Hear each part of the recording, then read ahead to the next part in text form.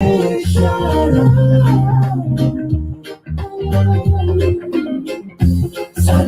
alaikum, salam alaikum, salam alaikum, salam alaikum, salam alaikum, salam alaikum, salam alaikum, salam alaikum.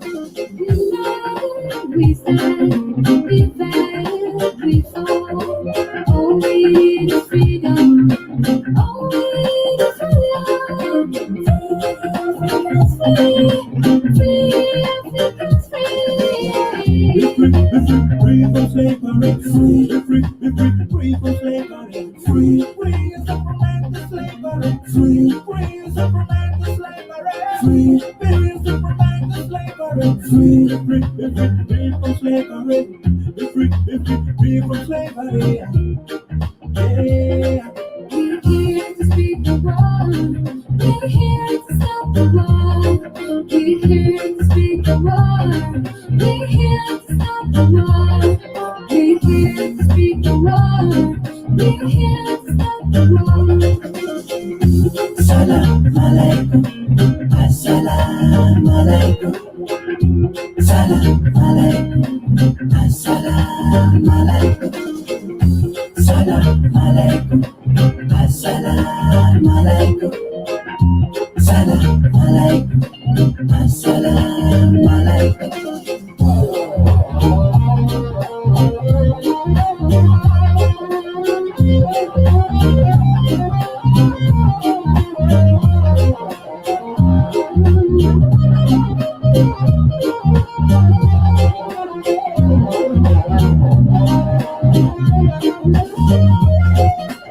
Assalamu alaikum, African one. If you wanna be free, the most simplest one in the world. Get yourself the better reggae music coming to you from the one of the most peaceful man. So many lying down on the streets. What is all them weird things in the hills? Get yourself the most free time and preach about freedom. Preach about freedom. We're here to speak the word. We're here to stop the war. We're here to speak the word. We're here to stop the war. We're here to speak the word. We're here to stop the war. They got look on the street and say listen youth. Stop violence, they say listen. You want to listen and be a man. The music we are doing is not a music for fun. We are preaching, hear it loud and clear. Hey, now, someday, now, slipping it down. Let us preach, let the people hear. Let us preach, let us find freedom. The sound of freedom and love.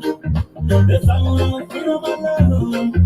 The sound of freedom and love. The sound of freedom and love.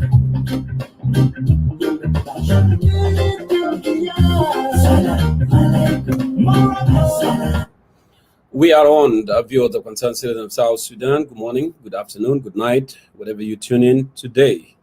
But before we start our program here, I would like to send the words of condolences to the family of the late General Boutros Bol. Is a well-known general in South Sudan, and also the most honest general, patriot, who care, and I call him a protector of the nation, a protector of the border, particularly those who live in northern Bahr el Ghazal. They are well aware how he protected, how he raised his voice to protect those vulnerable in the bordering with the Sudan. We're all aware of that. So we got that sad news, last night, that actually he passed away in a disease that didn't give him a longer time. It took him so quickly. So our thoughts and prayers to the family for the loss of great, honest Protector General Boutros, Bol. He did a lot. I salute you, General. Rest in peace. I know you'll be missed, is really sad news to all the country, South Sudan, and particularly the community of Medingawul people. So let's continue with our program. And I know that's the news that I wanted to bring it to your attention as well. We continue with the years of concerned citizen of South Sudan. One more time, I greet you and I salute you. Wherever you tune in tonight, watching this live episode, this Sunday, June 12th, 2021. Of course, as you can see below the screen there, our discussion tonight is going to be focused on environmental issues in South Sudan, issues that has something to do with the oil production, the pollution. Of course, oil pollution is one of the most disastrous damage to the environment and human life. And it can also cause both short-term and long-term side effects to the local ecosystem. In this episode, as I said, we shall talk about hazard of the drilling oil on the environment in the oil producing in our country. You are all aware that oil producing areas in Unity State, Ruweng administrative areas, and Upper Nile State. What are the ramifications of oil drilling on these areas since beginning of the oil drilling in 1997 on the government, in the environment and human life, domestic animals, and local ecosystem in general? These are the questions that we are asking you tonight, and we are asking our guests who will be joining us here momentarily so we can start having a very important discussion. And also we ask many questions, as I said, what the international standard that the oil companies operating in the oil fields must abide by. We wanted to know, we wanted to get in the bottom of that. What did the government of South Sudan do since 2005 until now to ensure clean and safe local environment and preserve the local ecosystem and oil producing areas? These are the questions, again, we are asking, So with that, I would love to say, dear viewers of Concerned Citizen of South Sudan, we will continue to discuss these questions and other with my guests in the studio. And my guests today are member of the United Citizen for Change, a political movement, you all aware that, working for drastic political change in South Sudan. The guests are Mr. Welding Attack, Chairman of United Citizen for Change, and also Mr. Wundi Marial, member of United Citizen for Change. Also, we will have in the program Mr. Moses Maker Kwanjok, member of United Citizen for Change. Please stay tuned as they join in and we move on with our discussion. And I wanted to remind you, as usual, we agree to disagree, and that's fine. That's the way that we conduct ourselves in this very humble forum. Any insults, any derogatory, foul languages will not be tolerated in this program. I wish you enjoy and continue to share this program to other South Sudanese who are not aware that we are live in this time of the day. I know we should have been started 2 hours ago, but because all my guests tonight, they are in Australia, and Australia, they are behind on their time. That's why we just move it a little bit, later, so they can have enough sleep. And one more time, I welcome you to this forum of Concerned Citizens of South Sudan, and please go ahead and share our live broadcast here. Share it so others can be able to tune in and watch it as well and like it. And remind you for the death also of our late General Butrus Bolbol, who died yesterday in a disease that did not give him that much of time. So let's go ahead. I'll go ahead and bring in my guests, and we will start this very, very, very important topic tonight. As I said, topic about the oils. We are all, there is international standard. These international standards are followed in South Sudan when they're drilling oil. We have heard and we have seen so many issues. Water have been contaminated in Ruweng administrative area, in Upper Nile, in Unity, people are suffering. And also we'll be talking about the revenue. Where do the revenue go? The revenue, the money that they are producing from oil. Those communities, from the producing oil, they haven't got anything since the production of oil. We don't see any proper schools. We don't see anything happening in that regard. So we wanted to bring this to your attention as we discuss this very important, topic tonight. As I said, that the topic there on the screen, you can see it below the screen there, hazards of the oil drilling on the environment and fate of oil revenues. What South Sudanese environmentalists think about this? What their role that they are playing?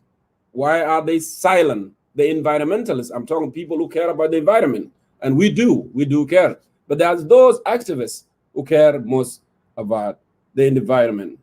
People are getting sick, people are dying, no services being delivered to those producing communities, oils, Upper Nile, Ruweng, and Unity State.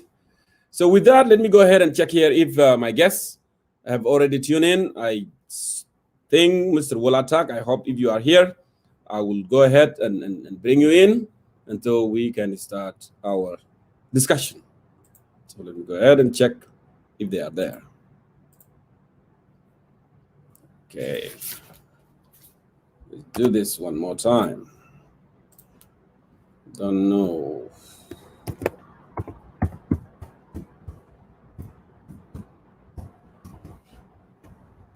Please, I said, go ahead, share our live broadcast. I want you to share it. Share our live broadcast tonight. Go ahead and share. I'm going from here.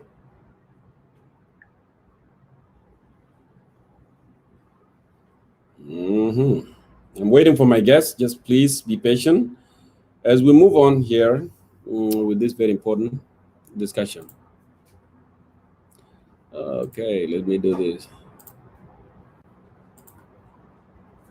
Let me see. And we can do this as well.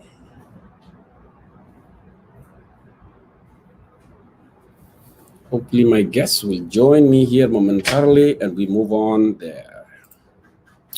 Let me see here. Ustaz Wolatak, if you are there. And we start this discussion. Right there. Oh yeah, I do see that you are here. Ustaz. Yes, I'm here. Thank you. Wolatak, welcome to Concerned Citizen of South Sudan.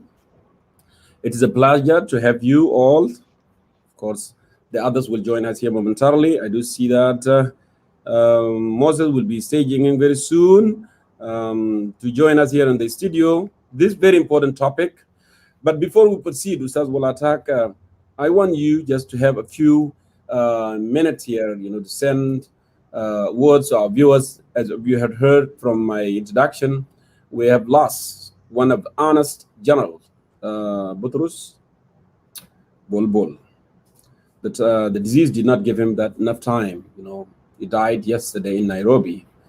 Bulbul, of course, was in Division 3, and then he was deployed to headquarters in Bilfam, and that's what I can tell you from this point of view right now. I don't know what is the cause of the disease, so just I give you a podium and you can go ahead, with a few words. Go ahead. Thank you, Jonkor, and thank you, audience, for the time that you're giving us to listen to what you have to say. First, I would start my conversation with the public by expressing my condolences to the family and the friends of Butrus Bulbul. I know Butrus is a war hero, is a real fighter. He fought for the liberation of the people of South Sudan and is one of the few generals that have kept a clean names after the independence of South Sudan, especially when the looting spree started. It's a great loss to the nation, and it's a great pain that we are losing such a great soul in our nation who would have at least served us and served the nation. My prayers and feelings and sympathy are with the family and the friends. And having said that, I would like to for us to pay a moment of condolence, a moment of silence and respect for him as we start for the show. Thank Absolutely. you.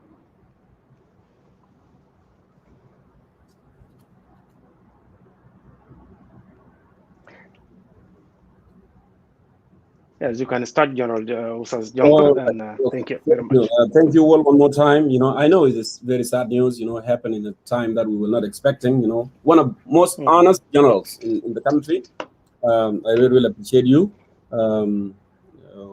We continue, inshallah, with this program. As I said, we are talking about the environment, the impact that the oil drilling is causing. First of all, if you can walk us through what is the drilling and how it's done. Well, to start with Usas Jonkor, I would give a briefing a little bit, and I would actually share as I walk the nation through the situation that we are facing in the sense of the environmental pollution that we're having in the country. I would share with you. I had a PowerPoint presentation that I believe would also help us. But before I went there, I wanted to mention to you that the drilling process is usually characterized by two things. One, the companies has a responsibility to protect the environment, and for doing that, they would first do their own research, and they will do their own calculation, including what is called in engineering and petroleum engineering called reservoir characterizations. Mm-hmm. What do they mean by reservoir characterization is they do the assessments using the satellite and all the equipment technology to examine the pressure of the oil, such that if the oil overflow when the time they hit the boreholes open, they prepare a heavy mat to dump on it to reduce the pressure, such that they can protect environmental pollutions. They have chemicals that they import ready to treat the water that is mixed with the oil and the one that the silpa's going to the pools. And in the process, they are required by international standard, including the one of the US, to create a ceiling in the pool where they are putting the dumping, where the treating will be, to block the oil from getting into the underground and meet with the water table, where the people drill. For example, when you drill the boreholes or dig the wells for the drinking water, there's a water table that you meet layers. Sometimes the easiest one, the first one you may get, and you meet the contaminated water by the chemical of the oil that has seeped through if the pools have not been, or pits have not been sealed. So that's what they do. And the second thing is a maximization of the profits. And some companies with a little ethics would tend to maximize the profits on the expenses of the people if the government of the day is not following or is not strict with the regulations. And as I explain this, my fellow countrymen, I would like you to bear with me so that I can share my screen with you. Absolutely. So that you can look at together. Let me see whether I have that options. Just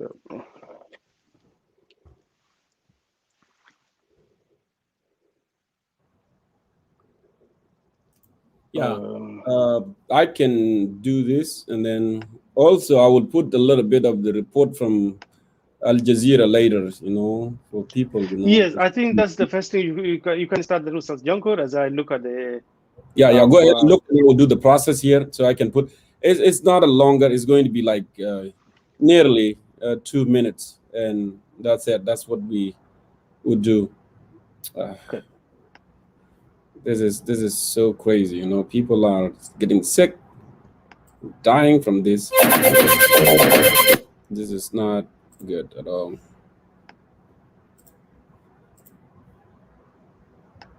In Village. And then we can do that. As we are doing this, please go ahead and share our live broadcast as we continue. We'll go ahead and bring you this report from Al Jazeera.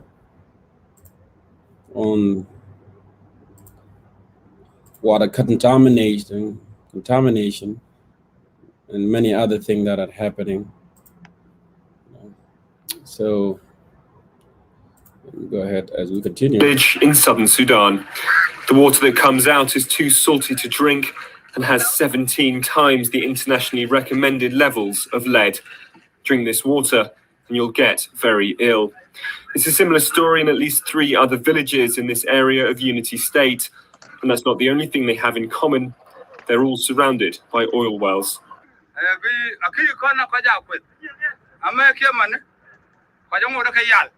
Since the oil people came here, nothing has improved. In fact, things have got worse. The water is causing problems for our health.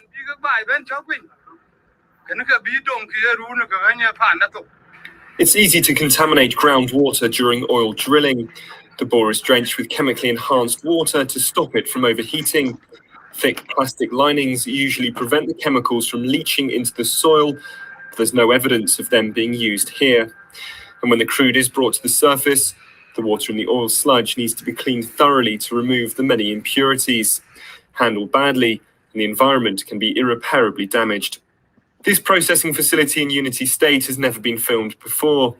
The state's new minister wanted to see for himself the pollution from the plant, and he didn't have to look far. At one of Al Nar's filtration ponds, leaking oil drums are dumped by the roadside. This oil will last. Maybe after 20 or 30 years it will finish. And then our environment will still exist. If we manage it in the right way so that it is sustainable and it is healthy, it can produce a lot. We can benefit from that rather than the oil. We try to manage, but you see, without tanker, it's very difficult to manage. It's the same situation at Toma South. The last stage in the filtration process, this pond is supposed to contain only clean water. The plant says they bring the salt concentration down to an acceptable level, but a quick saline test shows that's not the case. It is 10 times saltier than he promised us. It is not belonging to the guidelines, international guidelines that are necessary to clean the processed water itself. The German NGO Sign of Hope has been visiting these oil fields since 2008 and want the company to change its practices. They say tests prove there's a direct link between the poor water treatment plants and the foul liquid that comes out of the hand pumps. Some of these ponds are heavily contaminated. You could even see that with your eyes. So we could see the oil swimming on the top of those ponds. And the fact that there is no plastic lining shows you directly that the water is allowed to seep into the groundwater layer. These water treatment facilities are run by the Greater Nile Petroleum Operating Company. Their senior management has yet to comment on the allegations, but company workers say this is a new filtration system which will be used to treat the water at the Unity processing facility. Oil accounts for more than 95% of southern Sudan's income, but little of that money is seen in Unity State. Water is a far more precious commodity. The energy companies do try to improve life by delivering water barrels to villages, but for how long? The black gold is expected to dry up in 15 to 20 years, and unless urgent action is taken soon, there'll be little left, except a massive cleanup operation.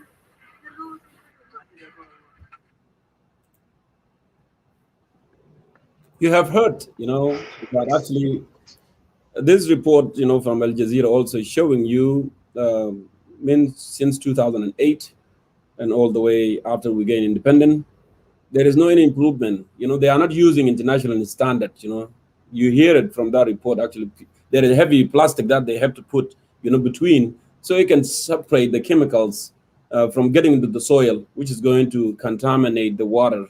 It's not happening in South Sudan. That's why you see the women in Unity State, in Upper Nile, in Ruweng, people are so sick, tumor happening. I have a couple of cases, young girls, they have tumor, they have cancer already developed there. They are dying from this disease. And nothing, the government is doing on it at all. And even the money, the 2% that they have been talking was an agreement that the producing oil community, they should be getting 2%, to better their services, to have a clean water. They have schools and infrastructure, at least they can have that decency, decent life. It's not happening. It's not happening, and it's not happening. This is South Sudan that we dream of, South Sudan that ruled by Salva Kiir Mayardit. President had was nothing any than that.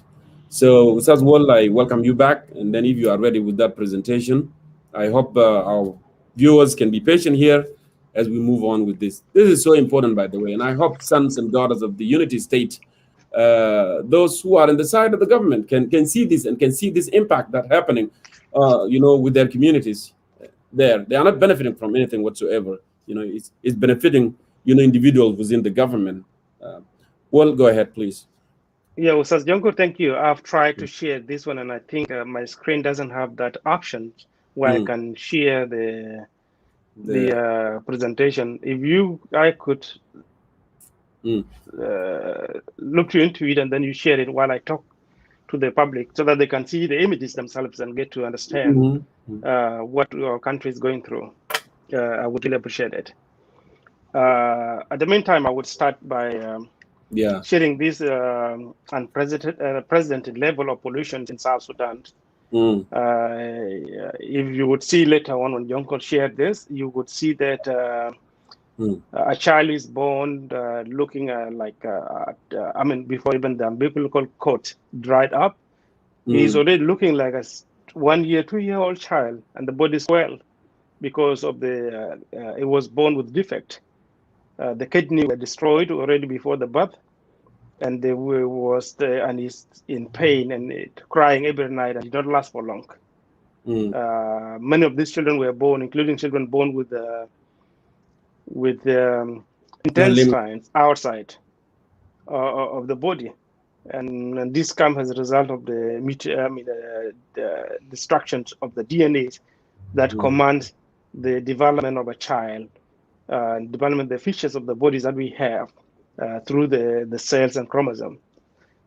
Such thing resulted to pain to the families, not only to the families, but to the generation that is going to come, because women and men are going to be impotent if they continue to be exposed at this level without the intervention.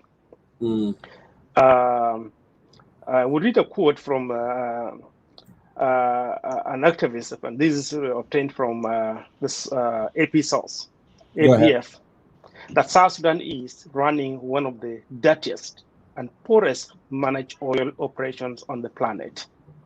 I do not think there is a single major industrial operation on earth that is getting away with this. It is only in South Sudan, in our country, because our government is not doing it. And basically, let me run you through this. Yes. Our landscape, the landscape of South Sudan in the oil field, are absolutely mixed with the oil. And this one comes in when it gets worse when the flood comes in.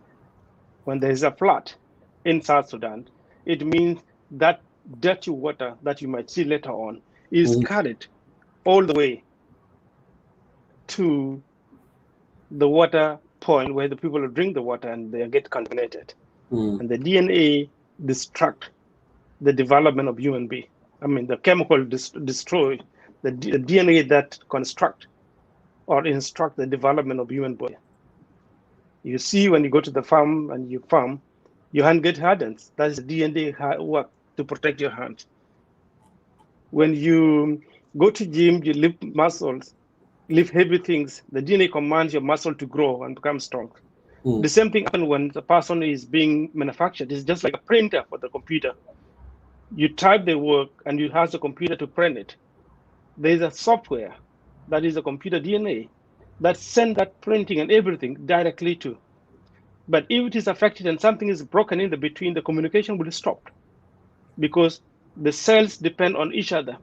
And when one of them is destroyed, then the communication between that is happening. The child is built, and that part does not tell the body, or the head or the stomach that intestine is supposed to be inside. They just do in disarray. You also see the water contamination. I've mentioned it, and reports have documented this unprecedented level of pollution in our country. But unfortunately, the government of South Sudan and the oil companies decided to hide this information from the public, because it embarrasses them and it attacks the thing that they're very for. Because the oil companies want to make the profit, they don't want to spend on protecting the environment. South Sudan is looking for the money and doesn't care about interruption that reduces it. And this is no, I'm on talk, please. Yes, hold on. I have my son visiting me. Don't worry. Yeah, just continue. Yeah. Close the door, please. You would see these two entities are often interested in two things: the mineral resource. Let's look at the reports. The lawmakers in South Sudan, for example, and the community leaders in the oil-rich fields in South Sudan have raised the issue of environmental pollution to the government of South Sudan, to the oil companies. But the government of South Sudan chose to ignore it. And who is drilling our oil? I must let you know. Our oil is being drilled currently by oil consortiums. That's a group of people. One of them is a Greater Pioneer operating, and also the other one is a JIPOC. You look at this one. I mean, I'll get you to you more this later. But let me run you through. If you would welcome my brother, you also look at report that journalists who are looking into this and investigating. Some of them have gone through tremendous blockage and disturbances and questioning and detention and denial to access the field, in just only to hide the information from the public.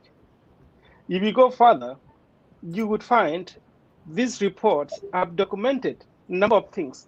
Like, for example, in the environmental studies in the showed the oil companies and the government of South Sudan has completely aware of the situation in the country, but yet you see nothing to be done. Like, for example, to begin with, in 2013 survey, it was done by the Minister of Environmental of Petroleum, Stephen View. And the report was documented a number of things, and these included South Sudanese who are of good faith to their nation, like infectious disease experts. We had also epidemiologists. We had several health specialists and environmental specialists. And what did these all find? They found that the areas where the oil is operating have increased the higher level of miscarriages of women, discouraging or losing the children before they are born. The high level of women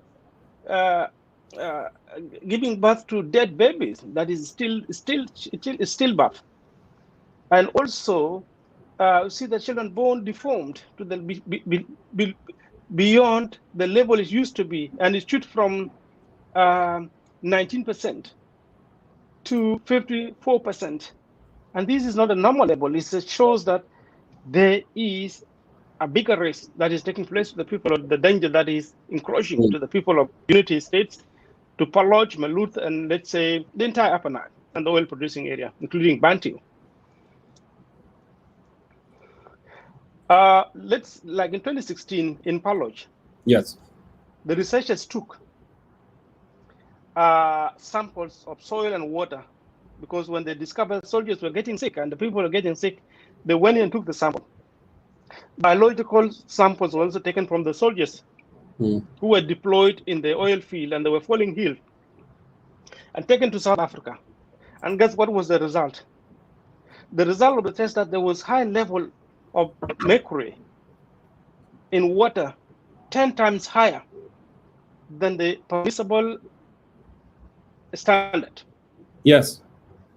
And also there is manganese level was 10 times higher than the international acceptable standard. And what did this manganese cause? When it gets into human being, it causes hallucinations. You'll be looking at, for example, someone who is affected by this kind of hallucination. You will be seeing a cup of coffee in front of you, and you'll see it's melting. But it's not melting. Your mind sees melting. You feel people deform. You feel people attacking you. That is hallucinations. It will also give you something like nerve damage and become forgetfulness. You don't remember things. You lose that memory because the nerve have been damaged. The lungs get destroyed and you end up having cancer, lung cancer. Furthermore, you get something like pneumonia. These are the things that is likely to cause. Our people are dying there, but no one is actually coming up to one, because we have limited health services. Second, the government is hiding the information. The statistics are not getting out to the public. Why the government hiding it? Because it's embarrassed that is doing the same thing the NCP was doing and is not able to stop it, because it has allowed itself to be gagged by the bribe money. What other thing they found? They found a high concentration of mercury in the urine of the sample collected to the soldiers, and this means that the soldiers who fell sick because of the oil contaminations on the soil. And this one went further to their countries. And by the way, let me tell you before I forget this. You need to understand this, that these chemicals, they can force men and women to be impotent. What does this mean? It means you'll be married to a very beautiful lady and you'll just be lying there as a dead snake. You will do nothing as a man. And a woman will never hear a giggling of a happy child of her own, because she will be barren, caused by the oil companies. And what does this mean to the people of Unity State? What does this mean to people of Upper Nile State and South Sudan? It means the population is going to be destroyed and reduced. It's going that we are going to be our structures as human beings, beautiful faces we have as South Sudanese, will going to be deformed and changed, and the children will not last for long. The life span will shorten beyond than you ever imagined. Petrochemicals was also found. And what does this one do? It weakens the system. Mercury, for example, reduces the immune system of a person, so you cannot fight diseases very effectively. You may not know. You may wonder, why are people dying so fast like this these days? It is because of this oil. You also find the skin and kidney and all the cancer form come from this chemical. Why are we concerned about this? We are concerned because the government of the day has failed to implement what it is supposed to do to protect the citizen of South Sudan, to protect the territorial integrity of the South Sudanese, of the South Sudan.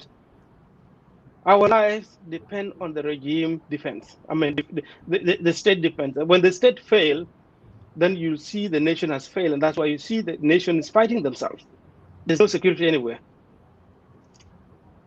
Lastly, let me give you the summary of who ran our oil. Okay. The oil in South Sudan is drilled by a group of business. One of them is Chinese state-owned National Petroleum Corporation. Chinese National Petroleum Corporation. The second to that is the Malaysian state-owned Petronas. And then the South Sudanese and Indian drillers coming together as the group. And they have contracted a South Sudanese EnviroCare company to do the cleaning, which is not doing the jobs.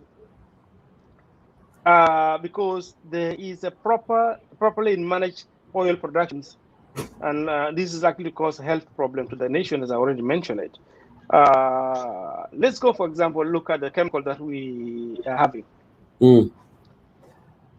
Petronas, that petroleum, who is actually drilling the oil in South Sudan, did its own assessment, and its own assessment in the field, it found in a 144 reservoir and reservoir, and the drilling samples discharged an environmental, and it was taken to the lab, and they discover hydrocarbons discharged to the environment, including the benzene, and cause of health defects was very, very high in South Sudan. What did they do? They hid it. It is if you look, search the web and search everywhere, you'll find a lot of reports that have been done, but hidden, the government is not showing. But they had documented 650 reports about the oil and the effect on the people of South Sudan that the government of South Sudan have hidden from us. Have hidden this from the citizens of South Sudan. And millions of water, contaminated water resource have been destroyed. And this is what we have, for example. When the oil chemicals are allowed to seep to the soil, what happens is this: the oil goes down straight into the water and meets the water tables, and that water current moves. Doesn't stay stagnant; it moves even underground. When it moves, it's carried that water to another place, and you'll not be surprised if you see the people of Bahr el Ghazal, people of Bor, people of Equatoria getting the same contamination. It is that water, that the chemicals that have leaked into the environment and travel all the way to where we are. And I'll get to that on later, including the contamination of the food that involve the oil. I've already talked about food and chemical. Let me go next to this one. The big question: why is the government of South Sudan and the oil companies not doing enough? I mentioned earlier that the government of South Sudan is after the money resource, just as the NCP was after the financial resource, without care to the people of Unity States, to the people of Upper Nile, because they see them less important than the oil they're getting from the underground. The oil companies do not want to spend more money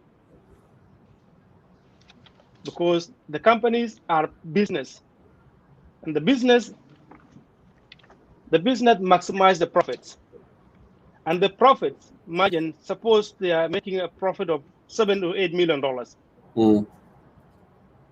If they spend $1 million to appease the leaders and the people who are signed, and they save $7 million, they will go for that. After all, the oil is going to be exhausted, and the world is turning away from using the oil. You may read in the United States, in 10 years from now on, people will be driving either hybrid or electrical car, and you will be fined for driving a car that is fully petrol or diesel, or even be in prison. The rest of Europe is moving away from it. The whole Western world, developed nations are moving away from it. The oil will no longer be a commodity. They are seeing that, and they know that the only thing that they must maximize now, care less about the environmental pollution, because the government of the day doesn't care. They would take that resources and use it to invest in another business when the oil business is no longer the case.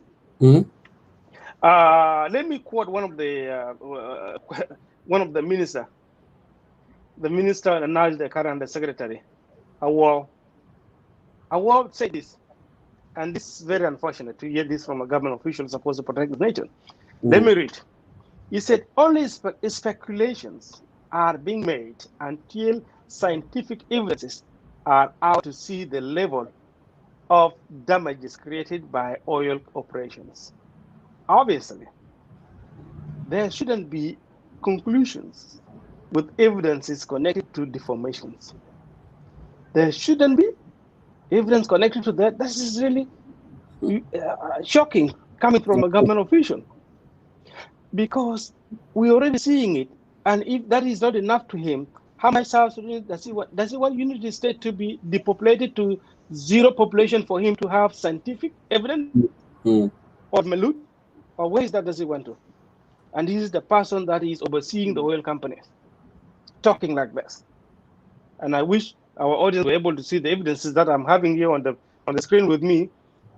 They would actually see the shocking result that the population is getting reduced. You'll see, if you see what I'm looking at here, would find a way of sharing with you, possibly, God willing. The animals are died where the oil lake is, and closer to water source and the oil is leaking, and the animals are being grazed aside. And when it rains, the oil is washed to the river, and the animals, the goats, the cows, and the human being take from that water. And what does that mean? They are contaminated. If you buy this animal and you take it across to another area, you have, and you eat it, that meat from that animal, you already get contaminated. You drink milk from that, the same thing, you get it. And now the minister is saying there's no scientific evidence. There's scientific evidence. All of that has been researched and done and seen what had happened in Delta region of Nigeria. We have seen what happened in Russia. There's some places that are no longer inhabited now. And the people have to move away from it. And it takes hundreds of years, if not 1,000 years, to heal the environment. After that, nobody will be there. Why are we destroying our nation? One example of the child born was a child from Ruweng State in 2018. It came to the news, but the oil company denied it. But when research was made, the result between 2015 and 2017, deformation has tripled from 19% to 54%. Very high. If you also go to the state minister of Ruweng State, has reported of children born deformed from 41 cases to 118 cases. This is a documented thing and is hidden. From 41 cases of deformed children to 118. And this is shocking that the minister are claiming this is not an event.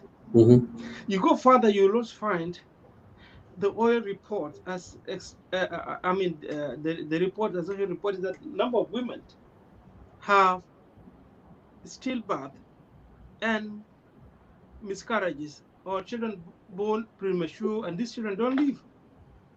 They don't count it to what happens, and it means that the children are going to be others born without the limbs. Absolutely, how the limb. Other one, Unity State, they report. I mean, Unity State, in Palo, they report the child born without head, and that's the destruction of the DNA of a person. It results into this.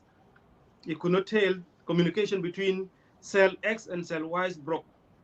So the cell that tell the body to the body's head to develop could not communicate its part because it doesn't exist. It has been killed by the oil chemicals. Yeah. And the child has to come up halfway, or it has to be born premature, and because the DNA that tells the cell that tells the body, wait a minute until that child reach this month, 9 months, has gone. The same thing applies to the intestines that have been created outside of the human of the child body. This is very destructive, absolutely destructive. Inside is shocking. And we are getting damage. One of the boys is Buima, the mother of Piang Gir. Is carrying the boy was born without legs. One leg is not there and one leg is there. What can explain this? And the child look older than this because there are cells that are active that keep you looking young. When you grow old, they stop, and then you start age and you start growing beard and gray hair or something.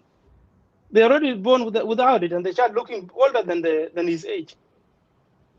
And this is terrible. There's no something, and this is very, very unfortunate. Let me take you to another level. The another thing is the white container that the oil companies are giving to the civilians in the Unity State and the other oil producing area as a storage for the water. Do you know what is stored in that? What is stored in this are the chemicals. Chemical called phase treat. Phase treat is a chemical used to separate the oil with water. Separate these two. But the oil company emptied them, use them, and take those the white containers and give it to the civilian for water storage. Unfortunately, the civilians drink from this and they get contaminated. They litter them, they throw them about anywhere. You go to Unity State, they're mixed with water when it rains, like now we're having flood. The water is carried away from where they are to the other safe drinking spot, and the people get contaminated as well. I saw it in Juba when I was in Juba in 2014. One of the officials was so excited about this white container and was even thinking about it's going to help me get one. I said, thank you. I'm not sure what is in it, because it is linked to the oil. I'm not going to use it. And he was so proud of it. He's using it himself, which is unfortunate. And let's go on. Because he doesn't know. He doesn't know, of course. Yeah, that's right. This container, the international standard expect the oil companies to dispose it in a designated place, protect it and seal off from public access, from flood, and treat it, and not to be used by human being to carry consumption, water for consumption. But that is allowing that they are there in the container, leave them in the compound, and our people are assessing it.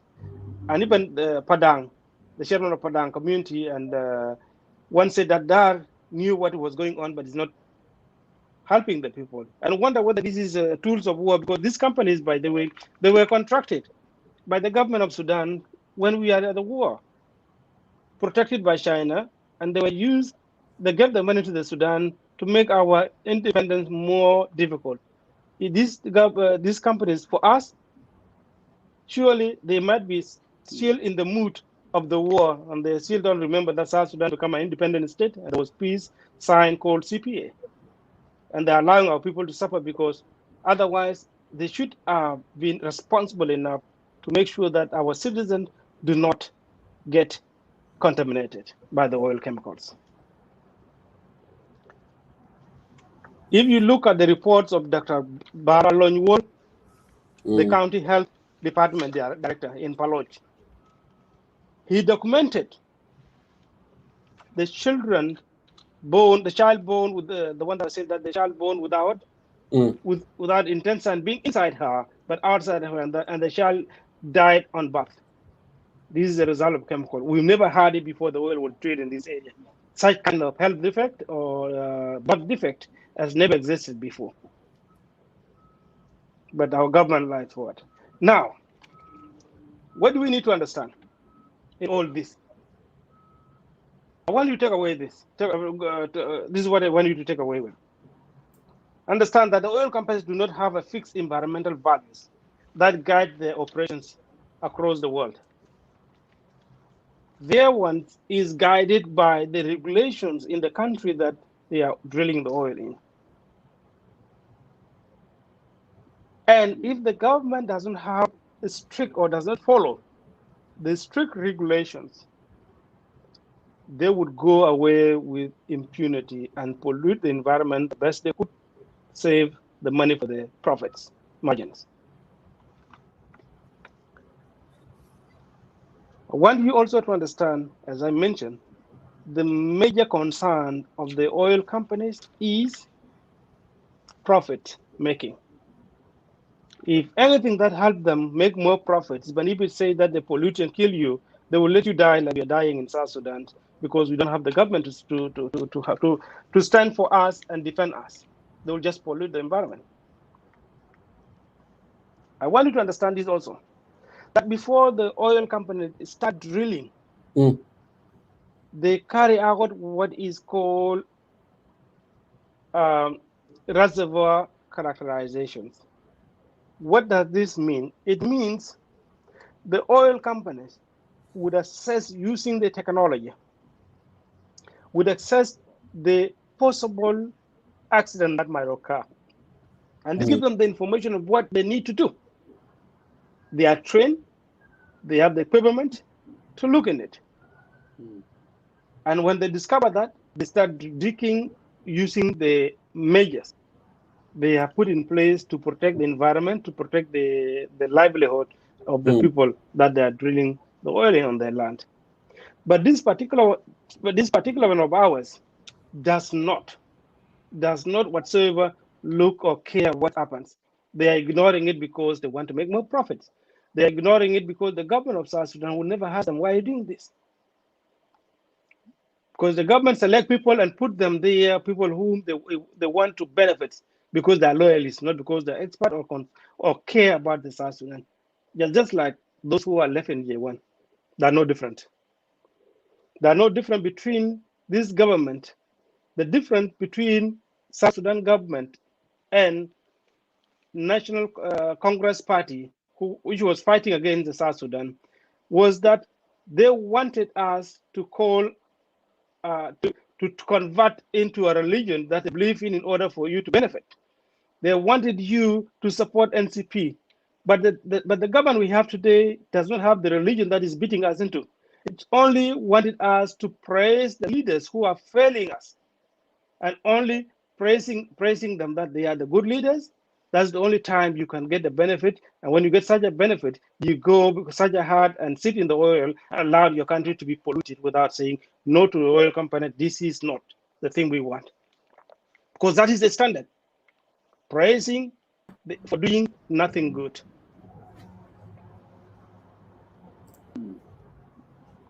So what am I telling you? What I'm telling you is this: the pollution that is happening in the oil producing area in South Sudan today is not an accident. It is a deliberate. It was known from the beginning, before the oil was drilled, before the first drop of oil left our soil to the port of Sudan. The government of South Sudan knew this as well, but they chose to turn a blind eye to it.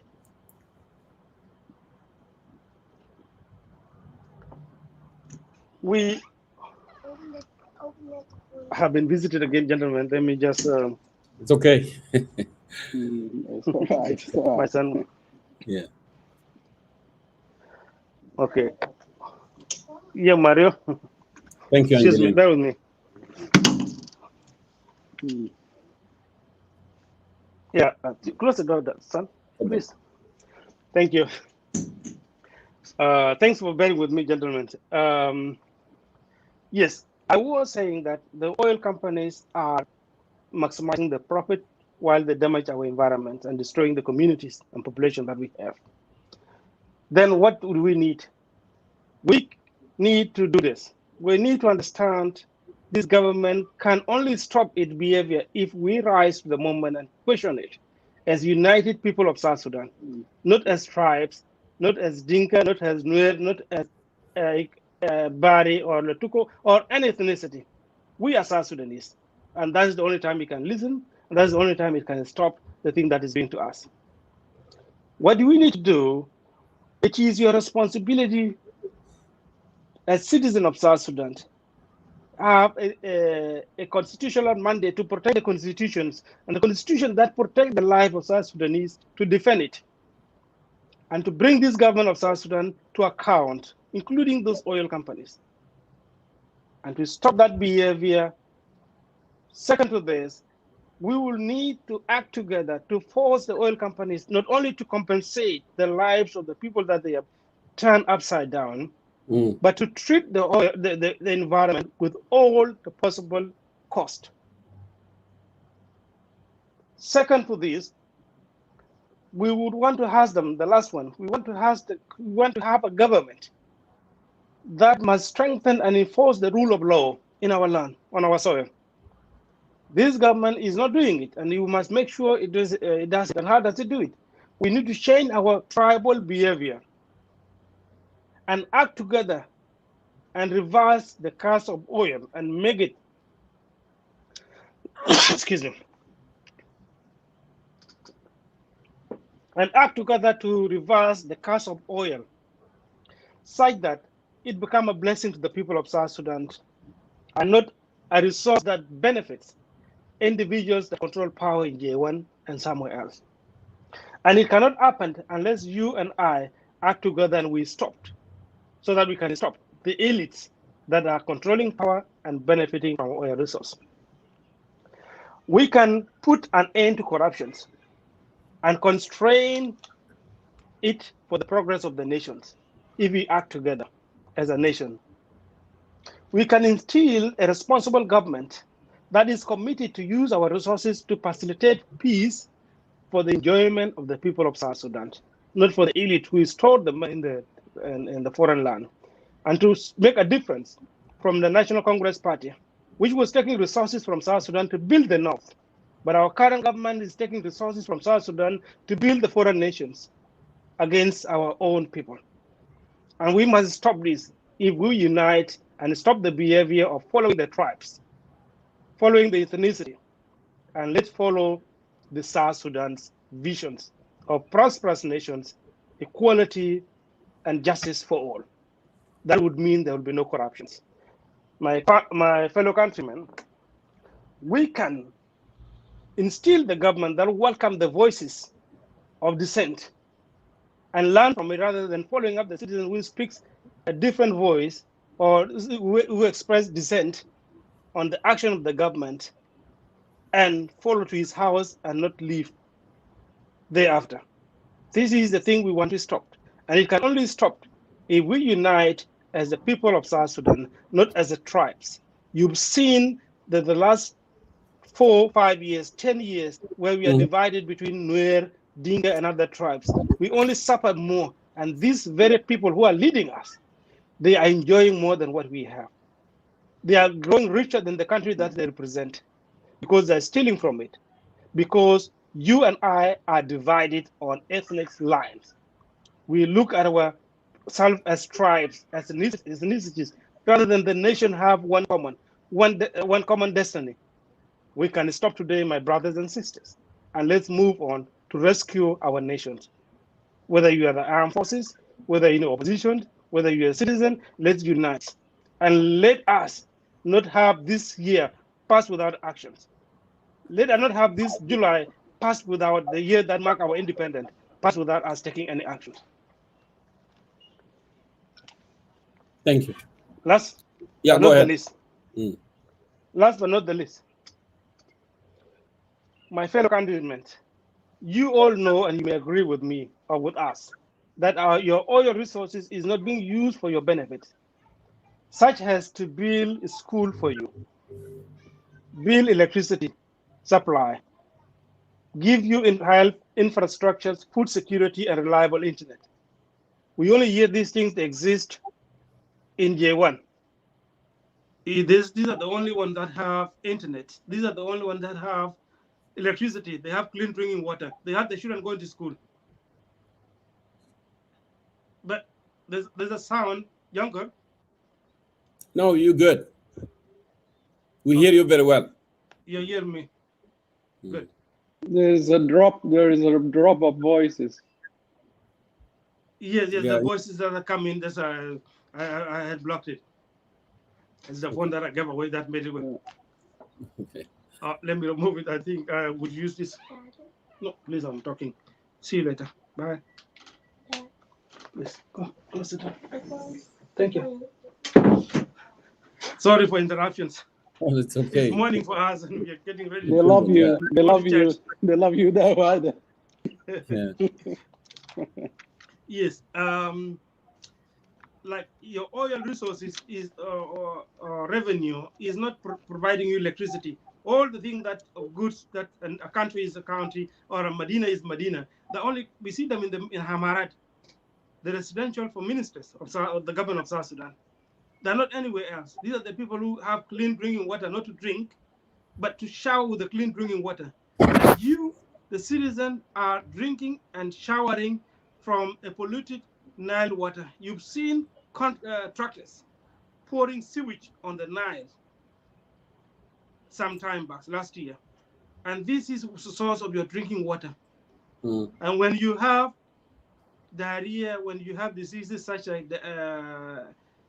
cholera, they will turn around and say, wash yourself well.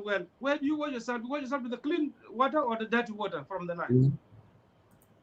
This is the government we have that does not look at you as an important person or entity or the stakeholder in the governance of the South Sudan. You might agree with us that the oil companies are polluting your environment, and not only the oil companies, the government has not even regulates the waste in Juba, as you've seen being poured in the oil. I mean, in the Nile River. I think even their friends Egyptians will not be happy after hearing this, because they know they are taking water which is also contaminated. We therefore believe, and I hope you also agree, I believe also you might agree with me that you will never benefit as long as your oil resources is controlled and is firmly in the hands of those who create war and renew their political mandate without consulting you, who see that you are not important to them. It will not be yours as long as you continue to keep quiet. Your oil resources, my brothers and sisters, cannot be well spent to build the resources that we ought to have built, or give you the hospital to give you treatment. As long as you keep quiet and let this government take advantage of you and fear that they will kill us. It will not better anything if you allow us to keep quiet. We do not need more guns. Our oil resources need not to be spent on the guns again, because we have so much gun in South Sudan need to be recollected. We do not have food, we don't have hospital, we don't have education. These are the things that need our money, and this government can never spend on it. If we can spend the money on the things that benefit the people of South Sudan, there will be no fighting over government positions, because it's the only thing that give employment. There will be investment that the people of South Sudan will find job and better paying jobs than the government positions, and the life will progress. The fight over resources will no longer be getting to the government to enrich yourself, will be using the opportunities that are available to everybody to develop yourself, and depending on your scale and depending on your output as individual. It cannot benefit us if we do not stop this. But you and I can ensure there's peace in our country if we act together and command the regime in Juba to behave accordingly, or to quit and go outside and let us run our country to the best way to serve the interests of the people of South Sudan, not of their own interests. The power is in your hand. It's not in that individual that is pointing guns against you, because they are the minority and we are the majority. We can stop them if we act together in our majority-ness. But if we do not act in our capacity as a majority, we'll be controlled by the few elites who have no faith in the nation, who have no trust, have no interest to build this country of South Sudan. What do we need to do again, my brothers? We need to rethink the contract that was awarded to the oil companies during the war. We need to reconsider it for the sake of the values and the lives of the South Sudanese. Last but not the least, we might reconsider tendering the contracts to the companies that are willing to protect the environment of the people of South Sudan and to protect their lives, and all the options would be available. What I have here are the images I want to share with you, but ladies and gentlemen, this is the point I want to share with you. Thank you very much. May God bless you, and may God bless South Sudan, so that we can serve the great nation together. Thank you very much. Well, Ustaz Wall, thank you so much for that presentation. It's supposed to be visual, but unfortunately, the technicalities with the system didn't allow me to do so, but you did really a wonderful job. I have more questions, regarding this. So as we move ahead with this discussion, this is a very, very, very important discussion. Actually, some other people, they may, it may sound to them like this is not an important, because since we are not talking about the power and this and that, it may not. But you know what? As they said, sometimes you may not be thinking about politics, but politics think about you. You know, politics always think about you, and that's what it is. We may not. Some of us may not. Some out there may not be thinking about the contamination, about the defect of the oil on our brothers and sisters in Unity State, in Ruwing administrative area, in Upper Nile, in all part of South Sudan. Because at the end of the day, we share, you know, this land, and we share all the values together. Whatever, you know, affecting someone in Wow is affecting somebody in Awud, is affecting somebody in Torit, and affecting somebody in Rang. And that's why we have to bring issues of concern to the nation attention so we can discuss them together. I would really welcome the other two brothers in the studio. Wendy Marial, Ahlan Bek, welcome to Concerned Citizen of South Sudan. And also Ustaz Moses Edward Kwenjok, welcome to Concerned Citizen of South Sudan as well. We continue the discussion. Thank you.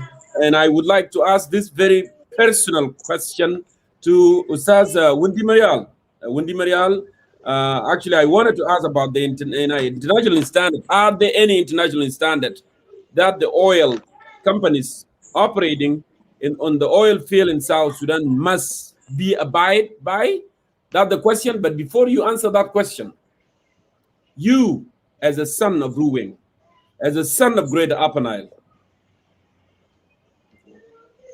how do you feel about this?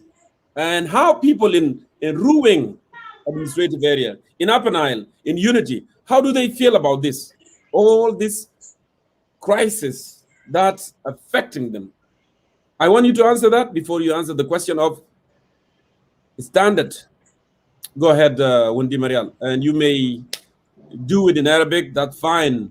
المعيار بتاعت نفط شنو drilling نفط. Yeah. Okay, تفضل. Go ahead. Yeah. أولا نقول لكم صباح الخير ومساكم خير أينما كنتم باسم السلام والمحبة وجمهورية 64 قبيلة إن شاء الله. الجمهورية الثانية جمهورية التنمية. بحييكم. أولا أنا من منطقة روين، والمنطقة دي بقت administrative area في يعني في القرارات الأخيرة رجعوا فيها 10 ولايات، وكان من ضمن 28 ولاية كولاية مستقلة بذاتها. في حاجة دايرين المواطن لازم يفهموا إنه المنطقة ده بينتجوا فيها كمية كبيرة جدا من النفط. من جنوب روين، جنوب شرق روين لحد المناطق بتاع قنطار لحد أبياي، هي منطقة فيها آبار نفط كبيرة، وفي مجتمع كبير جدا. أكبر ود في روين هو موجود في المنطقة ده. لكن نرجع للتاريخ، لأنه التاريخ مرات بيعلم الناس عشان تقدر تفهم الأبعاد بتاع المشكلة ده بدت كيف.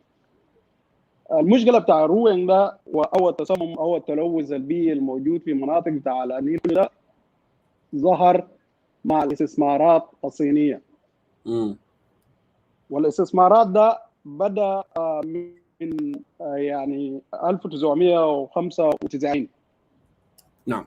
من الصين دخلت في قطاع النفط في السودان، وكان قديما عندنا علاقات دبلوماسية مع الصين من سنة 56. لكن من دخول الصين المنطقة ده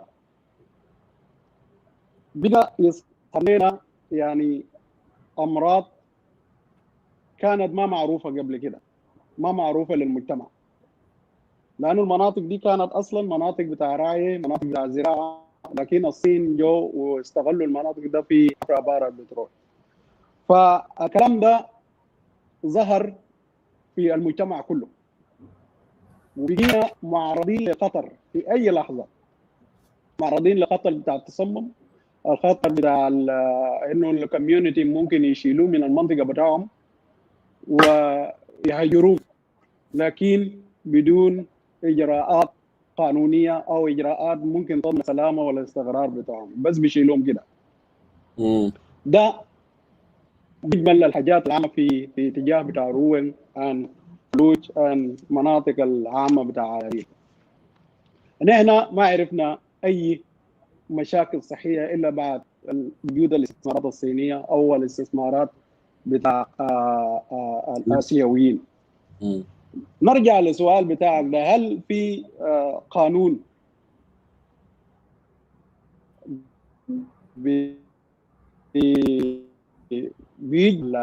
الانتاج بتاع البترول ده على مستوى العالمي او على مستوى دوله جنوب السودان؟ هل هنالك والكلام ده حصل عند في معيار، والكلام ده حصل عندكم لما الشركه بتاع في الانبوبه بتاعها طشق في المحيط. المسؤوليه كان على منه؟ كان على الشركه بتاع في لانه بعد الله اذا هو مستثمر وحصل اي ضرر بيئي او اي ضرر لشيء ما، هو المسؤول الاول من النظافه ومن تامين الانفايرمنت الموجود هناك. ففي ريجوليشن عالي موجود، وفي حتى التفاصيل بتاعت الادوات اللي بيستخدموها، مثلا الدريلينج بايبس لاين وكل التكنولوجيا المستخدمه في قطاع النفط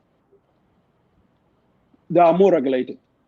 لكن عندنا في جنوب السودان طبعا الشركات دي شركات ما عندها ريكورد، يعني ما محترمه في السوق. فجو جنوب السودان ولقوا ارض يعني فيها ممكن تعمل فيها كل حاجه، لكن ما في حكومه بيسالك ولا في مواطن بيسالك. وده القضيه الاهم في النقاش بتاعنا ده. ليه الناس دي الشركات الاجنبيه الحكومه هي المسؤوله منها لتنفيذ؟ ليه بيجوا باستثماراتهم ويعملوا الضرر بيه للعيان؟ يعني بتشوفوا هسه روين كله مليان بروك بتاع مويه. في الفيضانات المويه ده بيتشال في البحر، جزء منه بيتوزع في المزارع، ومن اليوم ده ياهو الامراض الكثيره دي ظهرت. ففي معيار عالمي بيحكم الصناعه بتاع النفط. لكن في جنوب السودان سنه 2012 هو عملوا the Petroleum Act او Environment Act. هو قانون بيحمي الانفايرمنت، بيحمي المواطن. لكن القانون ده ما يطبق وما في زول شغال به. والدليل على كده انه الشركات دي كلها يعني عندها يعني bad record. you can see it. حسب صور الجبيل الاستاذ وال جابوا ده. you can see it. there is no يعني guidance ولا في زول بيشغال بالكلام ده. فده المشكله بتاعنا. خليني ارجع شويه للمناطق بتاع الانتاج بتاع النفط. طبعا النفط بتاعنا يا جماعه عشان تقدر تفهموه بتاع النص البترول بتاعنا لما نحفره هو ما زي البترول الخليج اللي هو بيطلع غاز، بيطلع منه نسبه بتاع غاز. البترول بتاعنا هي بترول بتاع مناطق مائيه غالبا او مناطق بتاع سكان الغنيه، فيها التربه بتاعنا مشبع بالمويه. فالبترول لما يحفروا 70% من الكميه بتاعت البترول لكل مويه. فبيقوموا شنو؟ بيفصلوا المويه من البترول الخام عبر عمليه كيميائيه بيسموه اسمه ده فات تريتمنت كيميكال، بيستخدموه عشان يفصلوا المويه من البترول من الخام. المويه ده جزء منه بيفضل، الجزء ده بيفضل. الشركه المفروض تتخلص من المويه ده بطرق علميه، ولان الطرق العلميه مكلفه والشركه دايره ربح اكثر من الخساره بالمفهوم بتاع التجاره، يعني المويه دي كلها بيحفروا برك كبيره، حفر بخط المويه ده فيه وفي مناطق مكشوفه. اوكي، المويه ده بيمشي وين؟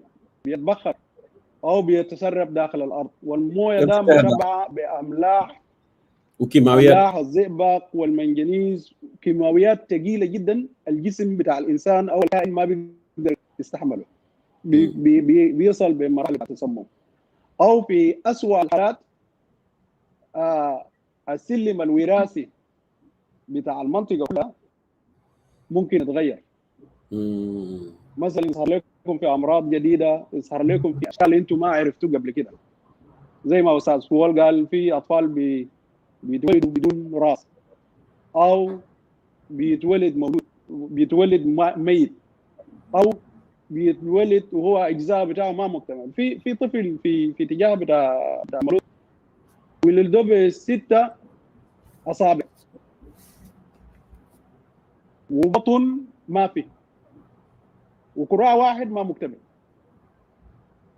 مع شو ده؟ كل البرق دي بيتحول لمناطق بيتجمع فيها الحيوانات. ده المقام الاول. يعني الطيور هسه في منطقه بتاع اللي كانت اللي ينتجوا فيها النفط في روين ده، الناس بقت ما بتزرع، لانه الطيور بقت ما بتهاجر زي زمان، بقى مستوطنه عشان الشركات عملت برق بتاع مويه. والطيور دي مجرد ما تعمل محصول بيجي يدمر لك المحصول. فالكلام ده حاصل في جنوب السودان، والمسؤولين عارفين انه المويه، الكميه بتاع المويه ده ما بيتعالج بطرق سلميه. حتى الدوله السودانيه مش بنصدر البترول ده للسودان. المويه اللي بيمشي يطلعوه من بورسودان هنا ما بيخلصوا فيه في بورسودان، بيجيبوا جنوب السودان بتناكر، ويجي يفرغوا الحاويات بتاع الحفرات ده بدون اذن اي زول. طيب البترول ده هيسمح لانتاج المويه دي يعني هتتضاعف، هتمشي وين؟ ده سؤال اي مسؤول ممكن يسال عن نفسه، واي مواطن بتاع روين المفروض يسال الكلام ده، او اي مواطن بتاع مناطق بتاع البترول، مواطن بتاع النيل عموما ومواطن بتاع جنوب السودان، انه ده كارثه لكل مواطن، ما بيفرق زول. والتقرير الاول اللي كان جاء بتاع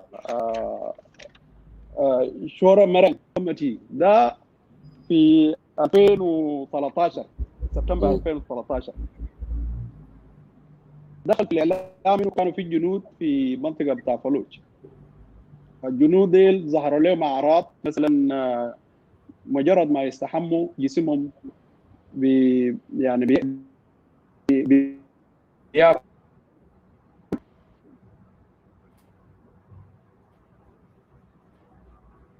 تفضل. it look like استاذ وندي مريال ظهر لهم امراض بالليل او عندهم اسهالات متتابعه.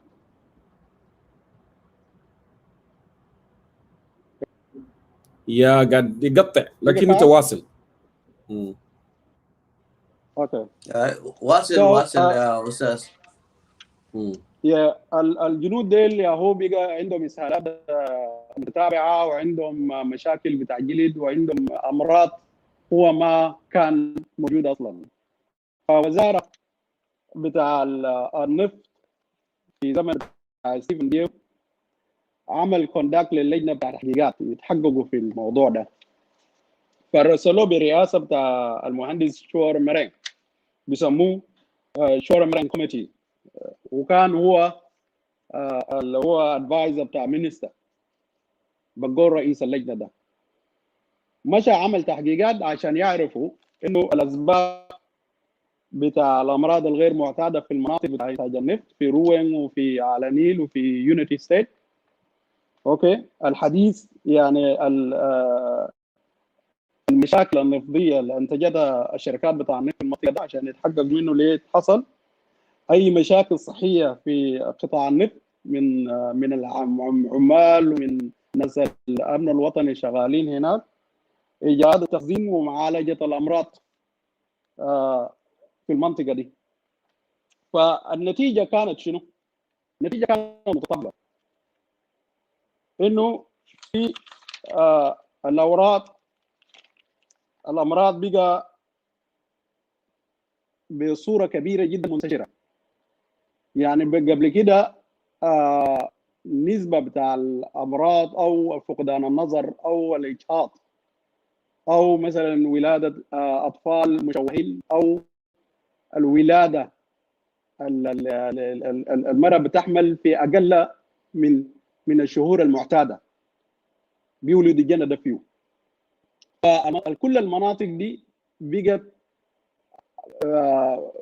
مرتبطه بالامراض اللي قلت عليكم دي. نحن في منطقه روين حاليا في النسبه بتاع جهات عاليه جدا، في اطفال مشوهين بيتولدوا كل سنه، لكن القاسم الاكبر في المشكله ده انه كل سنه بيولدوا فيه جنى مشوه او جنى باعراض غير معتاده على المجتمع. بيعملوا له ريبورت لكن ما في مسؤولين بيتحملوا المسؤوليه. شركات النفط اول الناس اللي بيحاولوا يكتموا كل التقارير بتاعتهم، او يعني يمشوا للاسره ويحاولوا يعني يدوم شويه قروش ويقولوا لهم ما تطلعوا الميديا او ما تعملوا تحقيق او ما ترفعوا قضيه. ده كل الحاجات في معظم الحالات بيصل لدرجه بتاع تهديد بيحددوا فيه الاسره. فدي كلها شنو؟ بيعكس لنا رداءة المسؤوليه من الحكومه، من الحكومه بتاع الرئيس الفقير.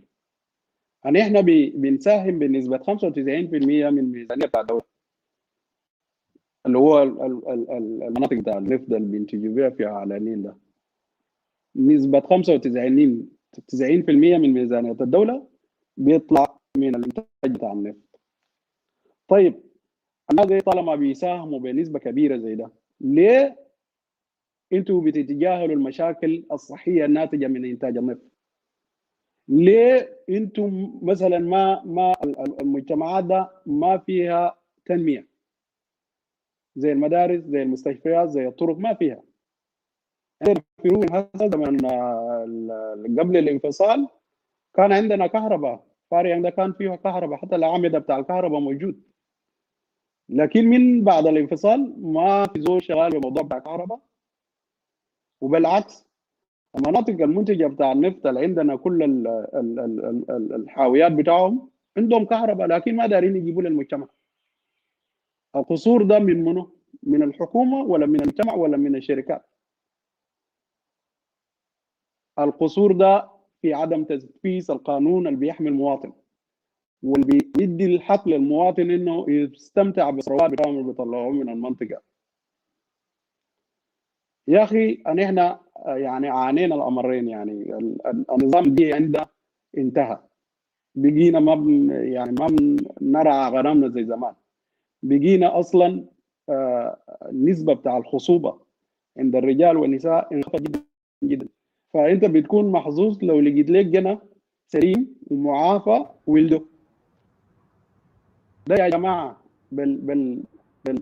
بالصريحه العباره كده، ده مش اباده جماعيه، ده اللي بيسموه اباده جماعيه في المعايير الدوليه الحاليه. دي اباده جماعيه.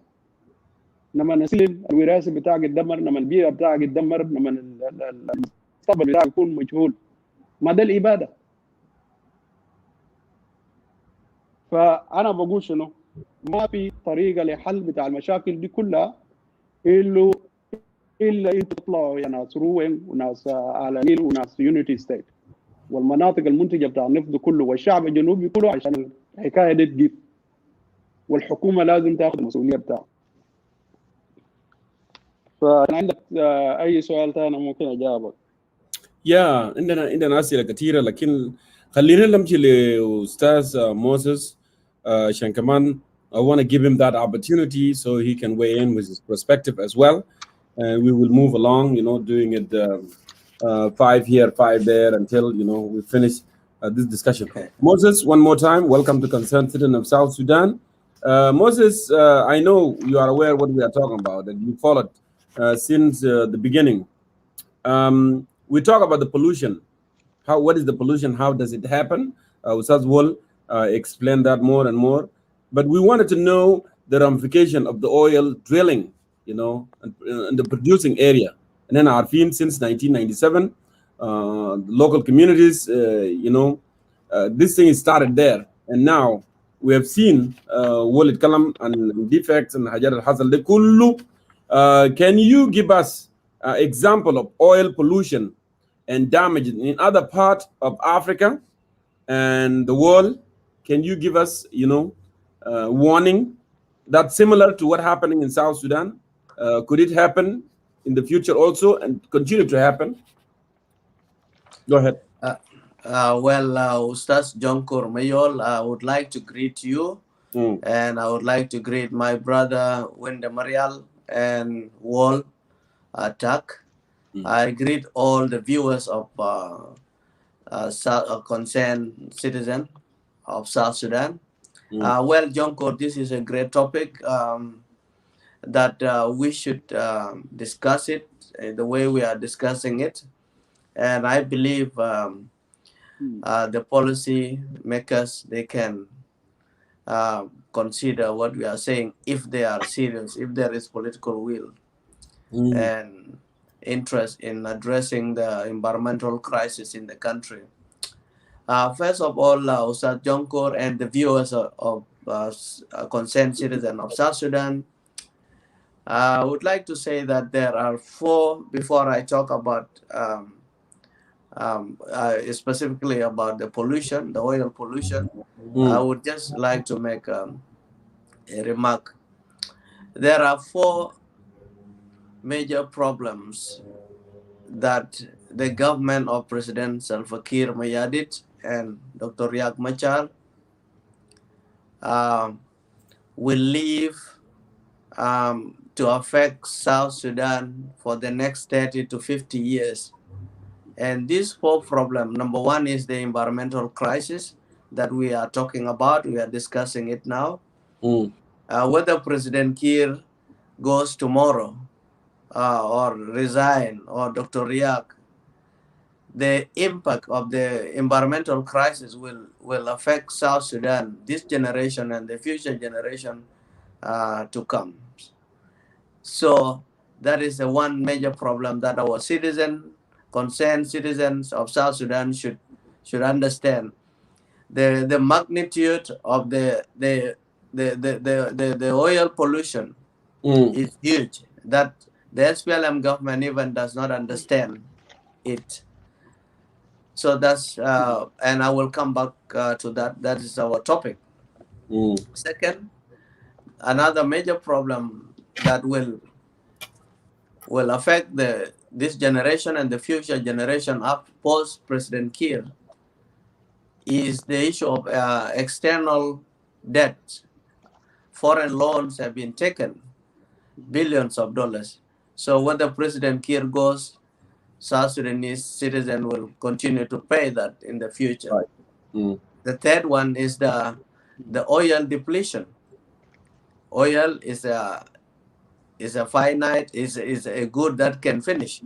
It will finish one day, regardless of its consequences, pollution, but it will finish, and citizens have not benefit from it. Yes. But the citizen will only inherit it, or are now even experiencing the impact of the oil pollution. The fourth problem is the mistrust. Even Kiir goes today, or Dr. Riek, there would be mistrust among the citizens to work as one, to unite and to work as one people to address the issues that are and challenges that are facing them in their country. Because of the poor and bad leadership of SPLM, there is a huge trust deficit among South Sudanese people that is very difficult to come together as South Sudanese to address this issue. For example, the issue of oil pollution as South Sudanese. Some people think this is only a problem of Upper Nile, but this is not a problem of Upper Nile alone. It can affect us in Lagos State. It can affect people in Awil. It can affect people in can affect Kurkuju in northern western Kazal. It can affect everybody in Equatoria. So this environmental crisis is not the crisis of Upper Nile alone. Now let me go back to the point. So we have to know that these four major problems will live with South Sudanese for the next 50 years. Let me go back to the pollution. As the world has defined pollution already, and for some people who don't know what we are talking about, but there are people who are highly intellectuals who understand what we are talking about here. I would like just to say that pollution, whether oil pollution is defined as the contamination of air or land or water by substance that are harmful to humans' health or animals or plants or to living things in general. So any contamination that can pollute or affect the water, the air, the land, the soil can harm plants, can harm humans' health and birds and other wildlife, and it does affect the land that we grow our food in. So the problem is there, and it has huge ramification on our livelihood as citizens of a country, because our life depends on water and cattle and land, which is agriculture, and all these source of livelihoods are affected by the oil pollution, the oil toxic that is part of oil production activity. Now, there are so many examples because South Sudan is not the only country that is involved in oil production activities. There are a lot of examples in South America, Mexico, Venezuela, and in Gulf countries, Iraq, and most of the Gulf countries that produce oil. Yes. So the oil pollution is not unique to South Sudanese, but what is important is that the idea itself, the government has no political will, and the government of South Sudan has no political will to address the problem.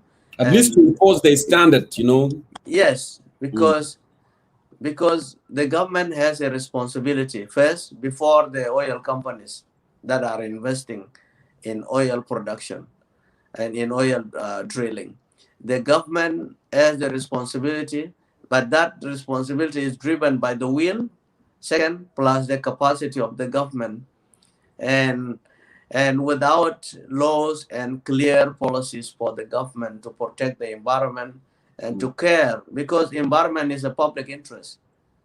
But with the government of South Sudan, they lack capacity to enforce public policies on environment, and they lack power or capacity to challenge the oil companies to adhere to the international standard or the best practices of oil companies around the world. There are standards internationally, there are laws, there are best practices to avoid the the oil pollution, and if you can avoid it, that's the best option, Jonkor.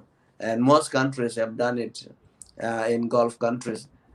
Some have not done well in the first stages, but as years goes and they invest back the money to fix the environmental problem, they reach the point of best practices in getting the oil and protecting the environment at the same time. But for our case, the government is interested in getting the oil money, but they are not interested in investing back the money in protecting the environment or building the infrastructure and bringing in the technology that can help minimize the impacts of the oil pollution in the Upper Nile region or in South Sudan. Because there are three things involved. Either you avoid the risk, the impacts, which we cannot avoid anymore because the damage has already been done with Jonkor. The oil is being spilled in some places, and that the oil toxic is not being managed very well. So it has contaminated water, and the cattle and wildlife and humans are using that water. And as the World Attack has already mentioned, the consequences of drinking contaminated water already, I am not going to dwell much on that. So we cannot avoid it anymore. And that's the standard, international standard, avoid the pollution in the first place. Second, if you cannot avoid it, minimize it. Minimize the impact of the pollution, whether the land or the water or pollution, you can minimize it. In South Sudan, the government is not giving pressure to the oil companies, especially Chinese companies that are involved, and the Malaysian companies that are involved, and the Indian companies. These companies can follow the international standards if the government is serious. But if the government is not serious and it's a corrupted government like what we have, of course, the oil companies are interested in making profit, Jonkor. Yeah. That's the ultimate goal of any oil company. They are interested in profit, not people. So they don't care. If your government is not serious to enforce the policies of the environmental policies and the necessary laws that protect the environment and the safety of the human's health, then there will be reluctance and they will have more profit instead of taking some money and address to minimize the impact of the oil pollution. The third thing is what we are doing. I don't think whether the government has started doing it. If we cannot avoid, as we will never avoid it anymore, we cannot minimize, then we have to eliminate it. Eliminate the impact. But as I said, these institutions that are involved in oil activities in South Sudan, there's government of South Sudan and there are oil companies, plus international organizations that care for NGOs, for environment. So the institutions that are involved, there are institutions that should take the responsibility first, which is those that have signed the contract. The oil companies with the Sudan, and now South Sudan. And we know that when the contract was signed, there should be prerequisite in terms of the infrastructure that should be built first to contain the oil toxic, the waste of the oil production. That prerequisite was not followed by the government of Sudan because by then, as Wallace shared it with me before, the prerequisites were not followed because we were not independent when they start doing the oil activities in South Sudan. So the government of Sudan was robbing our resources because we were still fighting, and SPLM was still considered as a rebel group.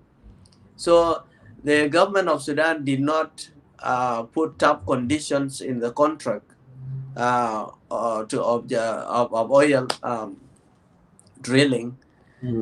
So that was inherited by the weak government of President Kiir, and they did not change any contract to impose international standards based on their own terms as an independent country.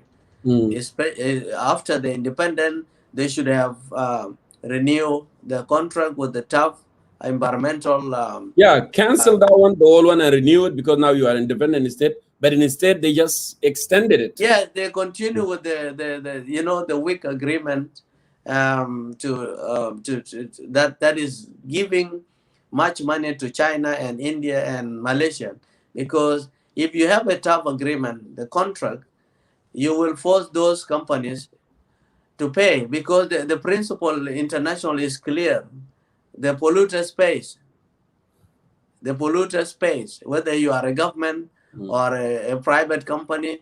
When you pollute, you have to pay the cost to minimize the impact of your pollution, whether it is regardless of the magnitude, how huge or how small is the impact. But the government has made a mistake.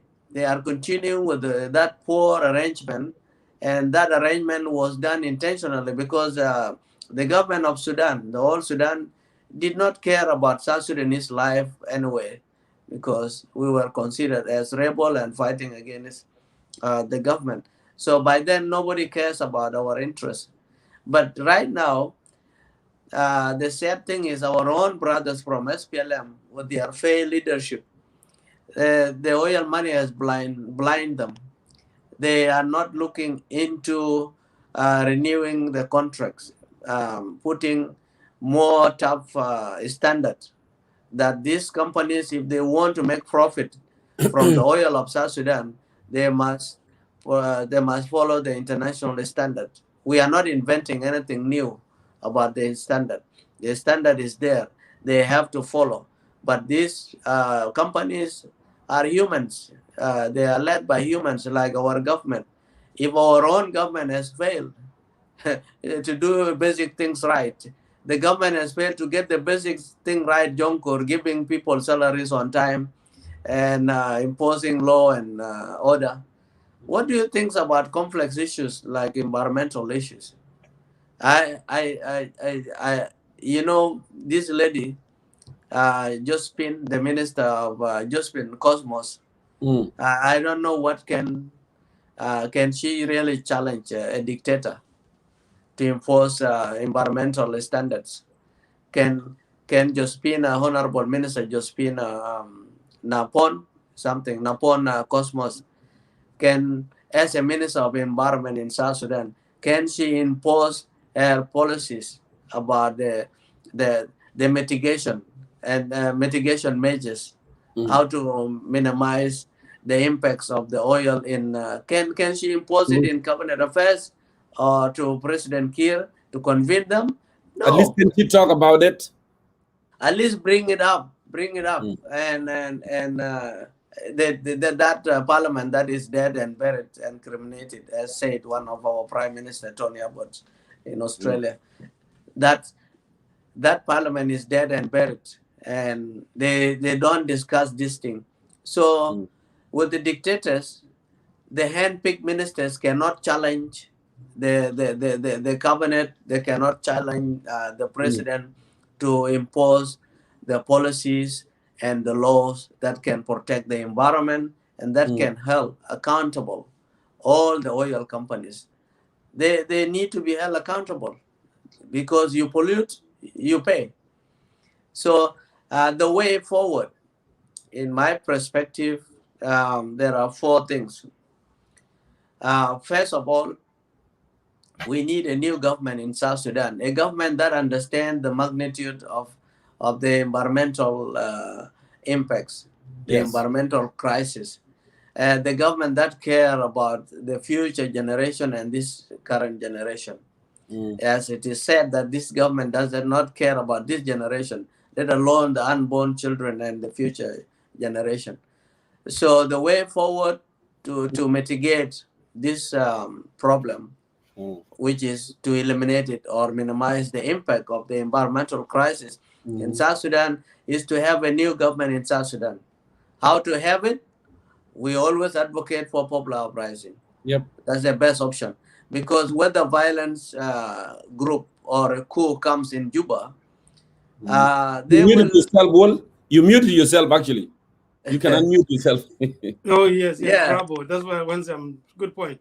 Yeah, thank you. Thank you, Honorable Ward, for your encouragement. Yeah, it's very interesting topic, and we have to say the truth. Though people in J1 don't like us to say this, but the national interest is above those individuals, public looters and public thieves in J1 and beyond. So we need a new government that is responsible, that have a political will to address the economic, all these crises, economic crisis. But let's talk about the environmental crisis, the pollution crisis. A government that has capacity to even to sue the oil companies if they are not complying with the standard. But this government of Juba, do you think any of these ministers can sue an oil company? They will be given 1 million, they will drop the case because of corruption. So they will not sue any oil company because they are corrupted. And I always say we have a crisis of shortages of nationalists in SPLM party. That's why the SPLM party failed. The second way forward is reinforcement of relevant policies and laws. There are laws written in South Sudan, but they are not being enforced. This issue of environment pollution or oil pollution has relevant laws in South Sudan. Is to start with the Land Act. The Minister of Land should challenge the oil companies that, look, we need this land for agriculture and for other purposes. This land should be saved from contamination. By that Land Act, the Minister of Land has a right to give pressure to the oil companies. The Minister of Petroleum Act has a Petroleum Act. Even the fisheries, the animal resources, all these institutions have legislation that give them responsibilities to question the oil companies that are the creating the pollution because of their mismanagement or not following the standards, the international standard. And the other way forward is South Sudan to thrive, to shift away from dependency on oil as the source of revenues.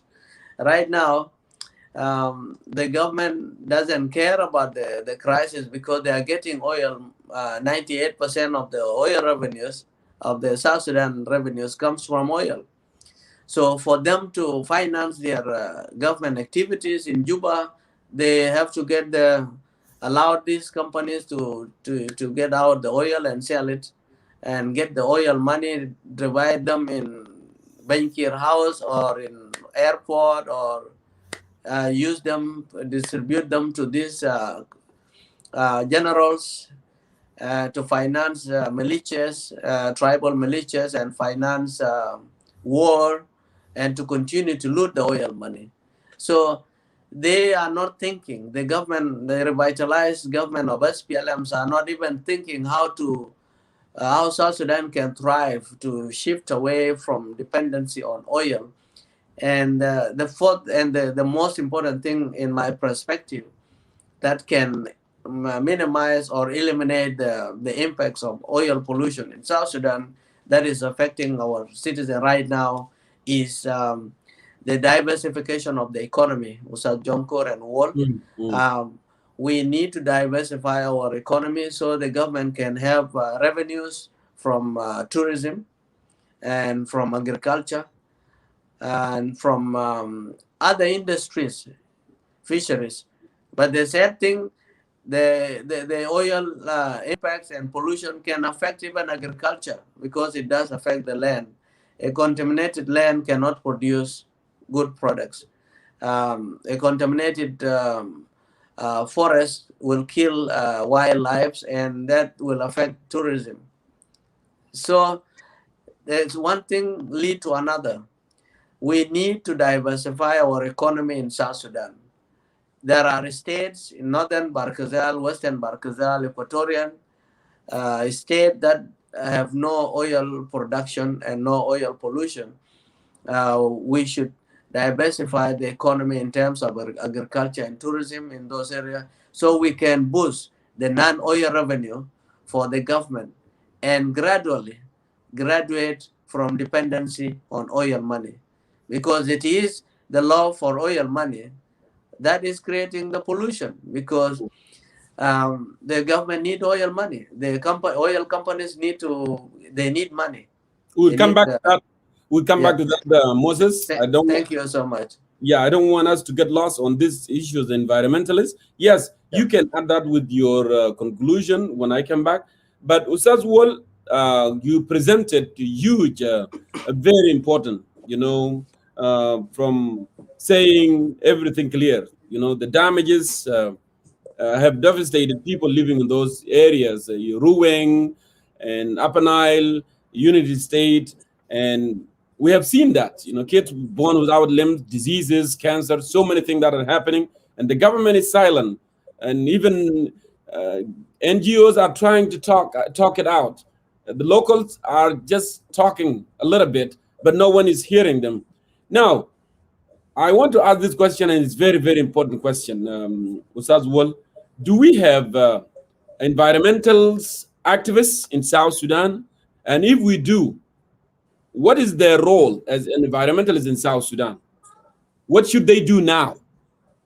Should they exercise the pressure on the government and force it as well on the oil companies to compensate the affected communities and population in those areas since 1997 during Islamic regime of Omar al-Bashir and the SPLM regime also of Salva Kiir Mayardit? I want to get, what is your take on this, Ustaz Wal? Thank you again, Ustaz Jankur and the audience. I think since the signing of the CPA agreement in 2005 and the provision of the government of regional government and the independence of South Sudan has in a way sent giants in the South Sudanese to bed, to sleep. If the giant in us that fought the war was awake, the country would have not gone to where we are today. Yes. And this is what we are trying to wake up. We want to wake it up in us because there is a big power in the Sudanese, in the South Sudanese, that can change things. Environmental activists has not been there until recently when I saw South Sudanese demonstrating in Rang, protesting against the pollution. That is the first time I came to here. But it has not been there, and only very weak voice, because we have not joined them collectively as the citizen of South Sudan and support the people of Rang when they rose and say, this is too much, we cannot take it anymore. The same thing would have been echoed in Juba, in Wow, Malakal, Bor, Bantu, and so forth, and all over. But it was only that quarter and was suppressed by the regime. There is a need for us to push for the activism, environmental activism, political activism, and services activism. But it is not in South Sudan today. Again, I would like to say this, Mr. Jonko, in addition to answering your question, is that the environmental is what it is today because when the Sudanese signed the contract with the oil company, South was at the war with the North and we were the enemy. So that's why they used the militias, they used all kinds of sophisticated weapons to drive away the population from the areas where the oil was, and they start drilling the oil. Protections wasn't in their vocabularies by the time because, understandably, you were fighting the enemy. They view us as the enemy, we need to exploit the resources of the enemy. So they neglected that part. Our government should not have taken that mentality and assume that the oil companies were drilling the oil or the contract was signed with the oil companies in good faith, putting us, the citizens of South Sudan, in perspective. We were not included in it. And there was no reason why such a government that has fought for the liberation of the people of South Sudan, to have accepted it this way. Put that one as one point. The second to that, the SPLM-led government, the leaders within the liberations, did not have the after independent plans. They did not have the plan of how to build schools.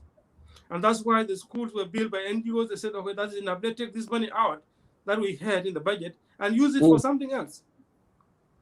And that's why we have copy from other countries, the legislation that give 5% and 3% to the oil producing area. But that money is still finding ways back into the hands of the government. Because if they don't do this, they will not keep their positions. The governors take the money, it becomes the money of the governors and J1, and may cause accomplice, or let's say associates.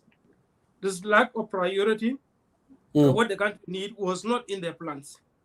I know this SPLM 2040. The SPLM 2040, not single one has seen that it has only been put on the shelves. And this document, very beautiful, but it lives on the shelf. That's where it belongs, at least in the mind of the leaders in the SPLM. They proposed SPLM 4040. That's where 2040. 2040, sorry. Yeah, 2040. It's there, but it is not being implemented. Not single one. I've read the document. It's beautiful. If it was implemented, the South Sudan would have been somewhere now overtaking some of the East African nations. But it has been packed. Why? It was written to us by our friends who came in the name of supporting the rebuilding of South Sudan and said, what do you think about this proposal? Oh, this is beautiful. We adopted it. But because it started from within the leadership, it was put in the shelves. Because in the developmental concept, when you bring a school and build it and give it to the community and leave, you'll find that school tomorrow, maybe you'll find the door missing, if not windows. Because they said it belonged to that NGO who brought it. But if there is an involvement in it and there is the spirit of wanting to build something already, they will say, this is our school, and they will look after it. The same thing that what happened to the SPLM government. They were clueless. They didn't have any plans. They took what the friends have given us, put it in the shelves, took the money, used it. Let me tell you, the people of South Sudan today are not having hospital, not because there was no money to do it. But the little money they have, they're taking out to bribes for them to remain in power. Such that when someone from afar comes in and say, the people of South Sudan are suffering, the friend in the region will stand up and say, we know to address our problems, when we are addressing nothing about it. Yes. Because the people, South Sudan's money has been given to them, leaving the soldiers without salaries, the police, the wildlife, the ordinary citizen, or let's say civil servant. Now, let's say, for example, the nation of South Sudan is getting embarrassed all over the world. The missions are not being paid. Like last week, I spoke to one of the ambassadors and were telling all of us are being chased away from our houses. There's 22 months. 22 months. Without salaries. It has been taken and given out in bribes. It has been taken and built in other countries. And that's what I said, the difference between the National Congress Party and the SPLM was the National Congress Party was taking the money from the South Sudan without protecting the environment, without protecting the citizen, and build the North with it. That's why you have so beautiful roads in the North. But they're not there in South Sudan since creation. There are no roads. The government of South Sudan is taking the money and take it to the East Africa and build East Africa.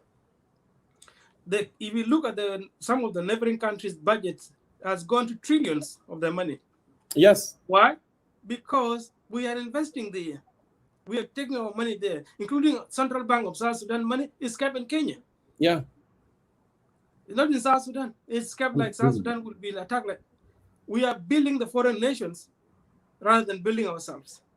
And no wonder the neighbors do not want Salva Kiir to leave power, because if someone else comes, such thing would not happen. And if it happens, it will be a nightmare. It will be a cost that benefit the people of South Sudan. But it doesn't happen this way. They would prefer Salva Kiir to remain in power so that they can continue to benefit and rip South Sudan. And you and I can stop this, my brothers and sisters. This is our home. No one will make it a better place for us. It's only by us uniting and tell this regime, go aside. We are grateful that you fought the war for us. We are thankful. Now give us time to serve you. Sit aside and let us do the job. We can do it, and no one else can do it. Our friends America, our friends UK, our friend Ethiopia, our friend Uganda, any other friend of South Sudan, including Rwanda or whatever the country we have, they would never do this for us. Because there is an international rule that governing the states, that no state should interfere with the affairs of other countries. That is limiting anybody who is having concern for South Sudan. It's only you and I can do this. Do not put your hopes on anybody else other than yourself. Let's rise together as the citizens of one common destiny to serve, to save our country from destructions, to save our country from embarrassment that we are going through all over the world when we go. I remember for those who are living in outside South Sudan, when you mention that I'm from South Sudan, the person will say, "Oh, rough place." Yeah, place. they still say that every single day in my lobby. When they come to my desk, say, "Oh, you look familiar. Are you from Senegal?" Say, "No, I'm a South Sudanese." "Oh, it's a rough place, isn't it?" Yeah, See that question that does always come to you, and you said yes, it is rough, but it's home. Okay, we will fix it. We are working. Yeah, exactly. This government should have made it beautiful place for everybody to live, but we have not done it. I'm not asking you, my brothers and sisters, let us not be divided on the tribal lines. Tribe is lesser than the nation, than the state of South Sudan. The state is bigger than the tribe of Dinka, than the tribe of Nuer, Asholi, Latuko, Bahari, Zande. We are greater as a state. Let us unite and serve South Sudan for better. Second, I want to announce to my fellow Dinka audience who do not understand English. I might not speak the better Arabic that you might understand, but I would like to tell my audience that I would have the same show. I'll make a presentation, and hopefully the technology would allow or permit me to share my screen and let you see what I am presenting. Exactly. Tomorrow. And I would also encourage our... that would be great. That would be great, Ustaz Wall. Yeah, Moses, you're saying something. He was saying that would be great if you do that. Awesome. And I can share with anyone.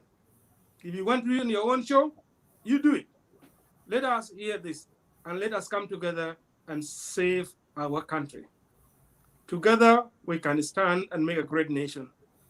But divided, we would fall and destroy even the little that we have. We have resources that can build us to a great nation that can even provide.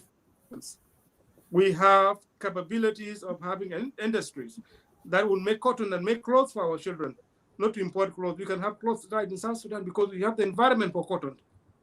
And we have capability of importing the technology on our soil. We have capability of training our sons and daughters to become engineers that work and produce clothes, build roads, treat our sick, even capability of building a hospital and import the manpower to come and treat our people and treat them better on our soil, and retain our hard currency to circulate within South Sudan and build that nation. Anything is possible if we are united.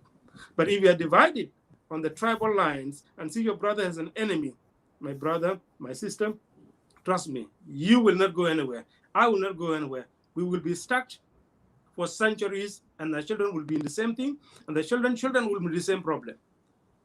But we can put a stop now by stamping our foot and say enough to tribal divisions, enough to the corruption, enough to the government of the bad governance, and let's unite and move together as one people, one nation with one destiny called the future of South Sudan. Thank you, my brothers and sisters. May God bless you. May God bless South Sudan, and may He keep us such that we can serve this great nation, South Sudan. God bless you. Bye-bye. Thank you. It's always awesome, great to have you as well.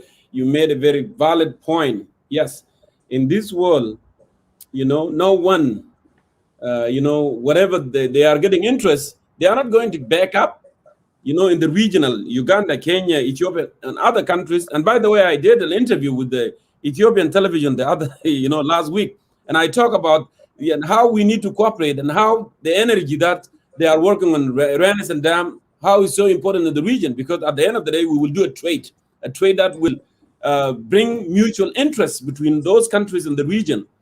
Now, people in the region, because we have a dumb government, I call it a dumb government in South Sudan, they do not want to see bright mind. They do not want to see light mind South Sudanese come to the power.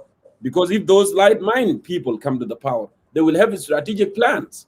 And when you have a strategic plan, you will move this country forward. You are going to invest in agriculture. You are going to invest building more refineries, refine the oil so you can sell it, with higher price, employ more people, and tourists will come. They don't want that. They want a dumb government that they can dump their garbage on them and just get what they need. And that's why Yoweri Museveni is obsessed, or President Salva Kiir. That's why the Kenyans are obsessed with the regime in Juba. Because since they are not making any developmental project, they are not moving, why not? That's why Egyptians, they will come and say, hey, actually, we will give you, a generator that, will last for 50 years. And you don't need to build any dam here on the Nile. Why? Because Egyptians don't want any drop of water, to go away from them. But what does that mean? It means that you are delaying prosperity that we have been yearning for. And you have been fighting for that, justice, liberty, prosperity. Simply because we have people that don't see future, people that just think about their stomach. And the vision of SPLM of SPLM has died with John Garang. Mm-hmm. It was John Garang. Yes, SPLM is dead. And the SPLM died the day Dr. John Garang died in helicopter crash. What has been remaining is the work that John Garang has started. And that through the CP, and when it came to implementation and came to an end of it, it ended there. No one was thinking. He was thinking for them. And they refused to think after that. And that's the major problem we're having. We were following one man without their own ideology. To put, at least, if they didn't want what John Garang had, they should have brought what is theirs to serve the country. But they neither brought anything. And instead, when they ran out completely with ideas, they ran and copied the very policy that was enemy to the people of South Sudan, the policy of NCP, torture, killing, restricting the people from moving and joining political parties they desire to have, locking up everything. For example, that some political opposition members have been told, as long as you do not. Even a cable television, even a cable receiver television in Sudan in early 90s was forbidden. I worked with custom after I graduated from high school. I worked with Sudanese custom. So when you see any cable receiver, it's not allowed to enter the country. Because they're blocking information. Yeah, while the NCP elite, they have all the dishes, they have all the receiver, they see the other part of the world. So they want to restrict the citizen, not to know what's going on. Is that the country that's going to move forward? That's why nowadays, you will not hear all the stuff, They will just try to slow down the internet. They will do what it takes. So people cannot be educated in order for them to remain in power. But time is ticking. And that change that we are yearning for, change that we believe in with the United Citizens for Change is coming. It is coming. So thank you, Ustaz Wall. Thank you so much. Let me move ahead here with Ustaz Moses. And to make a final remark, let me go ahead with you, Ustaz Wall, Ustaz Moses. Where does oil revenue go? Why don't we see the oil revenue translated into basic services for the masses of our people oil producing areas? Unity, Ruweng, Upper Nile. Where does the money go? Moses, I want you to answer the question. Just go ahead. Well, Ustaz Asma, Jonkor, that is a great question that you money should ask every South Sudanese. One second. When they Marial. اسمع القروش ده هنا في امارات هنا انت ذاتك يا موسيس في اماره كبير كده قايم مقومين هذا بقروش بتاع بترول ده. We know. We will come back to those individual things, but let's talk about the general situation. Well, Jonkor, that is a great question. Before I will answer it, and I will conclude. Give my conclusion remarks. Okay. But let me answer James Riak comments. We need to interact with our viewers. James Riak, there is a comment that you shared there. He was saying that very important. Yes, even if we diversify the economy, the oil exploration will still continue in other states. Yes, my brother James Riak, your comment is great, and I thank Jonkor for sharing that comment, so I can read it from here. I've already read it, so I don't need you to share it again. What I would like to say to James and other people, yes, we know oil exploration will continue in South Sudan. It will take many years before we could graduate from dependency on oil in terms of revenues to finance government activities or government policies. However, we need a responsible government that can sign a good deal with oil companies to respect the environmental standards and to follow the international standard and to protect the environment of South Sudan, because our environment is a great asset that we need to protect. But if we allowed a weak government like President Kiir government and Dr. Riek Machar government to continue, this one exploration of oil of Upper Nile can destroy the whole South Sudan, let alone the other oil in Lagos State or in Jongule or other parts of Barkazal. They have not yet explored the Abyei oil. They have not yet started it. So South Sudan is full of oil everywhere. So James, yes, we need to diversify the economy so we can have non-oil revenues that can be equivalent to the oil revenues that the government is depending on right now. But the government must have a capacity to challenge the oil producing drilling companies. Now, go back to the question. I said that last time, John Cormayol, that if you want to understand where the direction of the country is going, especially South Sudan, you need to find where the oil money is going. And that's your question. And you will not understand the politics of South Sudan. You will not understand the direction of South Sudan if you listen to South Sudan Broadcasting TV, SSBC, or to Minister of Information or others. You will not know. But you will know if you look at the bank accounts of those top SPLM leaders. You will know where the country is going. The country and the oil money is going to their individuals' private pockets. And the manifestation of the stolen money can be seen in Nairobi, in Kenya, in Uganda, in Ethiopia, in Khartoum, even in Australia here, in Adelaide, in Melbourne, in USA, in Canada, they bought house. That's the manifestation of what has been stolen from the oil money by those top SPLM leaders. Without mentioning their names, they are all corrupted. And I was having a conversation today with one of the people that is sending me a message that why did I say Thomas Cirillo is not innocent of corruption? I am responsible for that. But that's a topic for another day. Any top SPLM leader is not innocent of corruption. And if you want to find out where the oil money is going, you read, there are so many reports, my fellow South Sudanese.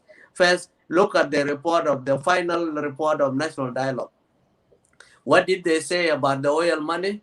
They the say oil, the oil and money. the oil audit, and the oil audit revenue. Yes, exactly. The National Audit Chamber report has exposed 5% of the oil money that should go to this affected oil areas, especially Unity State by then, but now the Greater Upper Nile.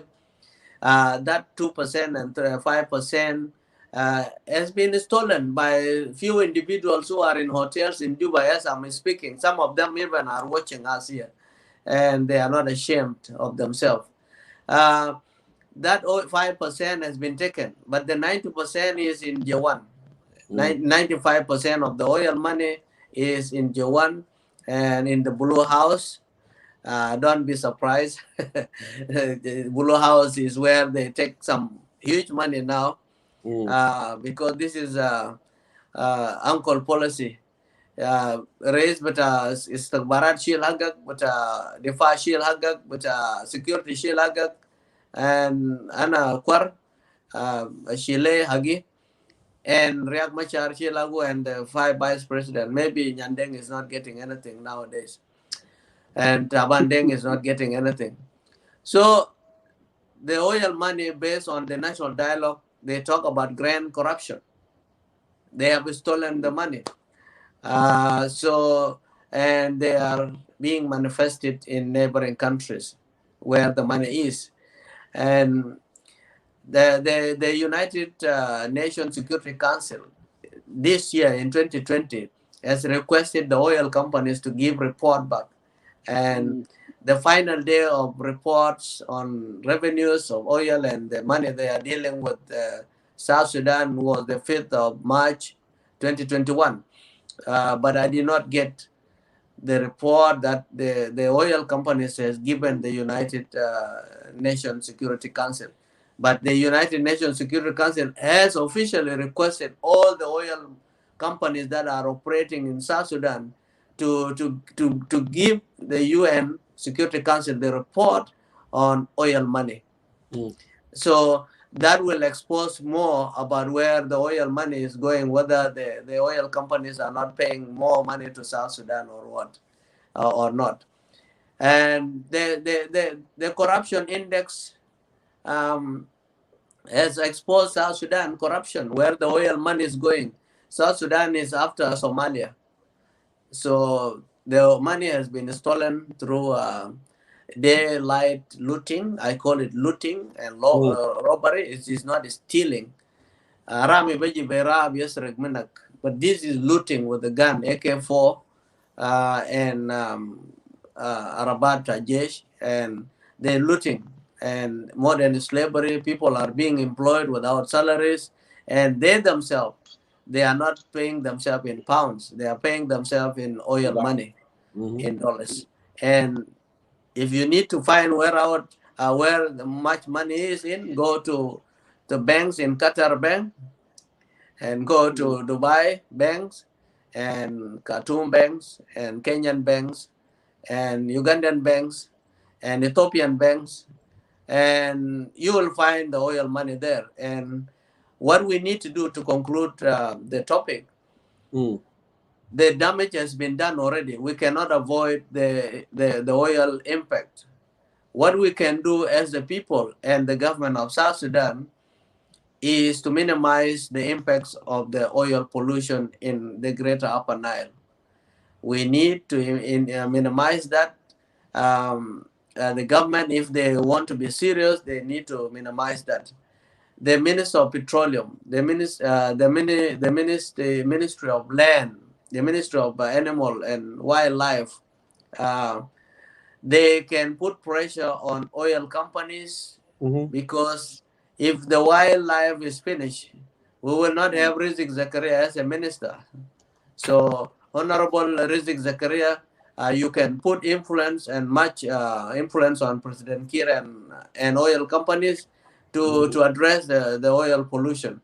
The Minister of Environment, Honorable Josephine Cosmas, put more pressure. So your own laws in South Sudan and policies about environmental protection could be enforced by the companies by the government, and the companies must comply with the laws and the standard to minimize and to eliminate the environmental pollution that is killing our cattle, affecting our health as humans and animals, and destroying the soil, the land that could be used for agriculture to diversify our economy in the long run, so we can rely on agricultural products, and to save our fishery industries, that the fish are getting contaminated water, and when people eat that fish that are contaminated, people become sick, and people are drinking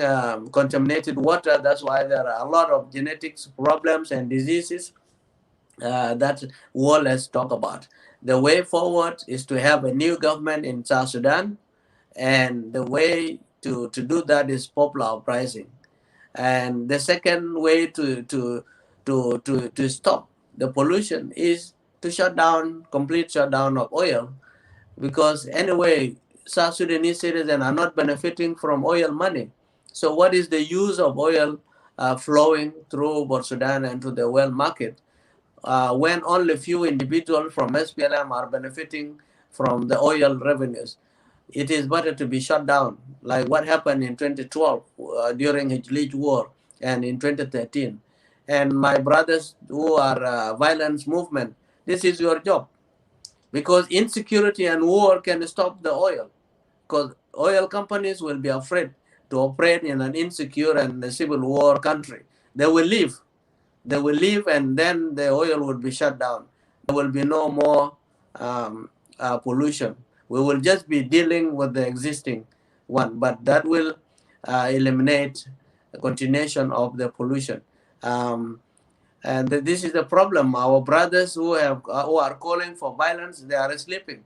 If you can't do anything to let the oil companies run away and shut down the oil, so President Kiir doesn't buy guns to kill people, then you join us in our movement, the non-violence, so we can work together with the Honorable and General Malong and Honorable Gerald Thomas Cirillo and Honorable Pagan, and all these political join us, so we can work for one purpose: popular uprising, to have a new government that will be responsible, will have political will to protect the environment of South Sudan. And because the interest is one, our interest to have a good environment is that our human health and our cattle health and our clean water and clean air. This is your interest, this is my interest. This has nothing to do with the tribe. Whether you are a Dinka or a Cholo or Nuer or Madi or Kuku or Bari or Fertit, you need to drink clean water. You need clean air. Yes. You need your cattle to be safe, to drink clean water. You need your soil not to be contaminated, whether you are from Cholo. So this is a common interest for us. We can come together and join for popular uprising. If General Malong join us to call for popular uprising, and Pagana Mom, General Pagana Mom, and all the people who are working for change, the popular uprising will change things in South Sudan, and will have a responsible government that care about economics management, that have management strategies for environment, that has a national strategy plan that is responsible, and that's care about the public interest, and environment is a public interest. Thank you, Jonkor. With the last point, we need to strive to rely less on oil revenues, and by doing that, we will be able to eliminate the future impact, the future pollution or oil spills impact in South Sudan. We need to diversify our economy. There are a lot of resources that can generate more than what we are getting from oil money with less environmental impact. Thank you. I greet all the viewers. I thank you, Jonkor. I thank you, Wendy Demarial. And I thank you, Wall Attack for your great input. Thank you so much. It is 6 a.m. now in Perth. Thank you. Are you still in Perth? Okay, please. Yes, Thank yes. you so much, Moses. I'm here for work. I will be staying for some time. Thank you so But much. I'll go back to visit my family and come back. Really But they are on lockdown now in Melbourne. Yeah. I cannot move. I really appreciate it for Thank you. you. God bless South Sudan and God bless you, Jonkor. Absolutely. Thank you, my brother. And it was good to have you on the studio and adding your perspective today. Wendy Marial, your last word. You are from Ruweng. We haven't seen 2%. People in Ruweng are suffering. Women are delivering babies with no limbs, cancer, beating up people. So many bad things happening. Where the 2% money goes? Who has the money? Who took the money?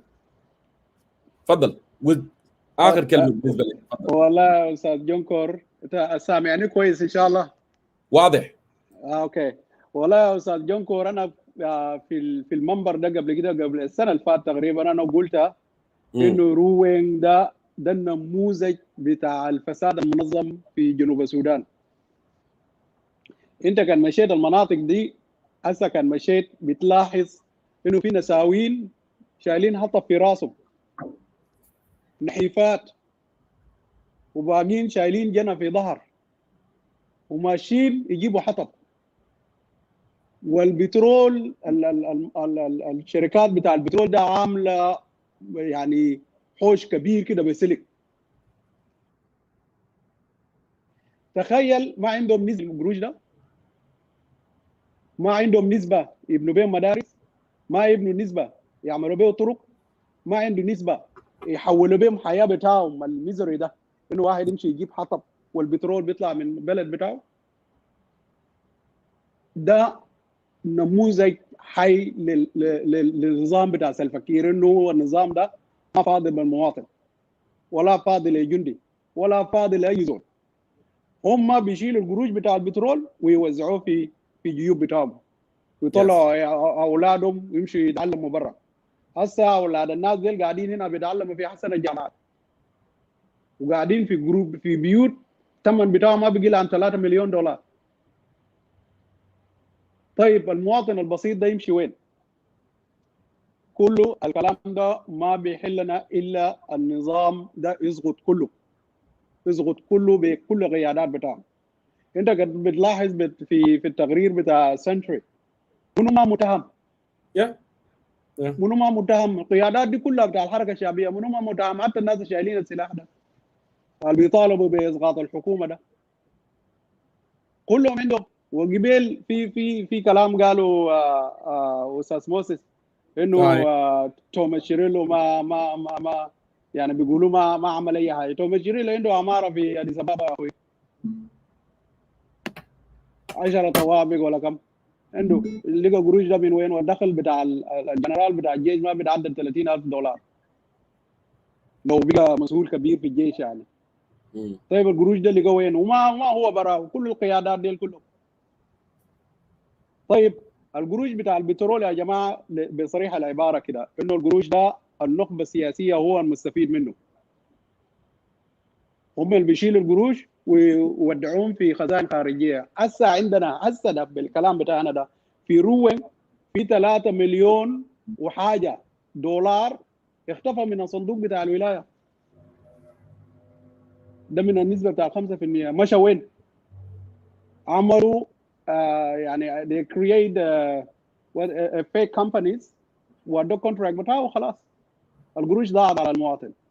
يبقى يا جماعه الحكومه اللي ما بيقدر يدير الانفايرمنت والكلام ده للناس بتاع الفدع بالذات ناس فدع.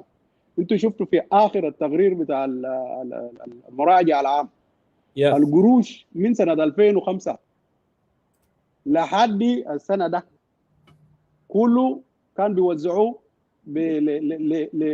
لمصالح بتاع ناس. ما بيجي بالقروش بتاع التنميه، ما بيدوا بالقروش بتاع مدارس، ما بيدوا بتاع القروش بتاع التنميه بتاع البنيه التحتيه بتاع المنطقه. هسه نحن ما عندنا مستشفيات، ما عندنا كهرباء، ما عندنا طرق، ولا عندنا مدارس. طيب فائده البترول شنو يعني؟ والبترول قاعد يدمر في البيئه بتاعكم، قاعد يدمر في الحياه بتاعكم. الفائده بتاعه شنو؟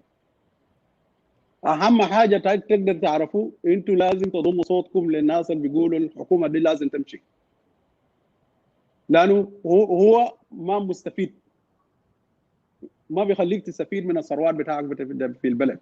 فنحن بنطالب كل زول انه يا اخي المظاهرات دي تقوم. ناس روين يعني وزير بتاع وزاره البترول وعدوهم سنه فاتت انه هيعملوا لهم مدارس، هيبنوا لهم طرق، وهيحسنوا البيئه والحياه بتاع المواطن. تصدق لحد هسه ما في مين ما فاتوا، ما في زول رجع، مين ما فاتوا، ما في شركه جاء وعمل انفستيجيشن انه الحالات بتاع الديفوم ده قاعد يطلع ليه، ما في حصل. بمعنى الحكومه ده ما بيقدر يدير دوله، ما بيقدر يدير اي نظام. فنحن يا جماعه ال 64 قبيله اذا الناس بيموتوا في على نيل هو موت بتاع مواطن جنوبي، اذا بيموتوا في بارغزال ده موت بتاع مواطن جنوبي، اذا بيتشردوا في اكواتوريا ده موت بتاع مواطن جنوبي، والمصدر بتاعه كله نحن عارفين هو قاعد وين، هو J1 والرئيس بتاعه كير ده. هم لازم يمشوا بثوره شعبيه سلميه عشان نصحح التاريخ بتاعنا ونعيش في سلام وامان. وده المبادئ اللي نحن ناضلنا به من زمن دخول المستعمر دولة تركيا السودان سنة 1888 1821 امين من دخول المستعمر. احنا كنا بنطالب بالحريه لحد هسه ما لقينا.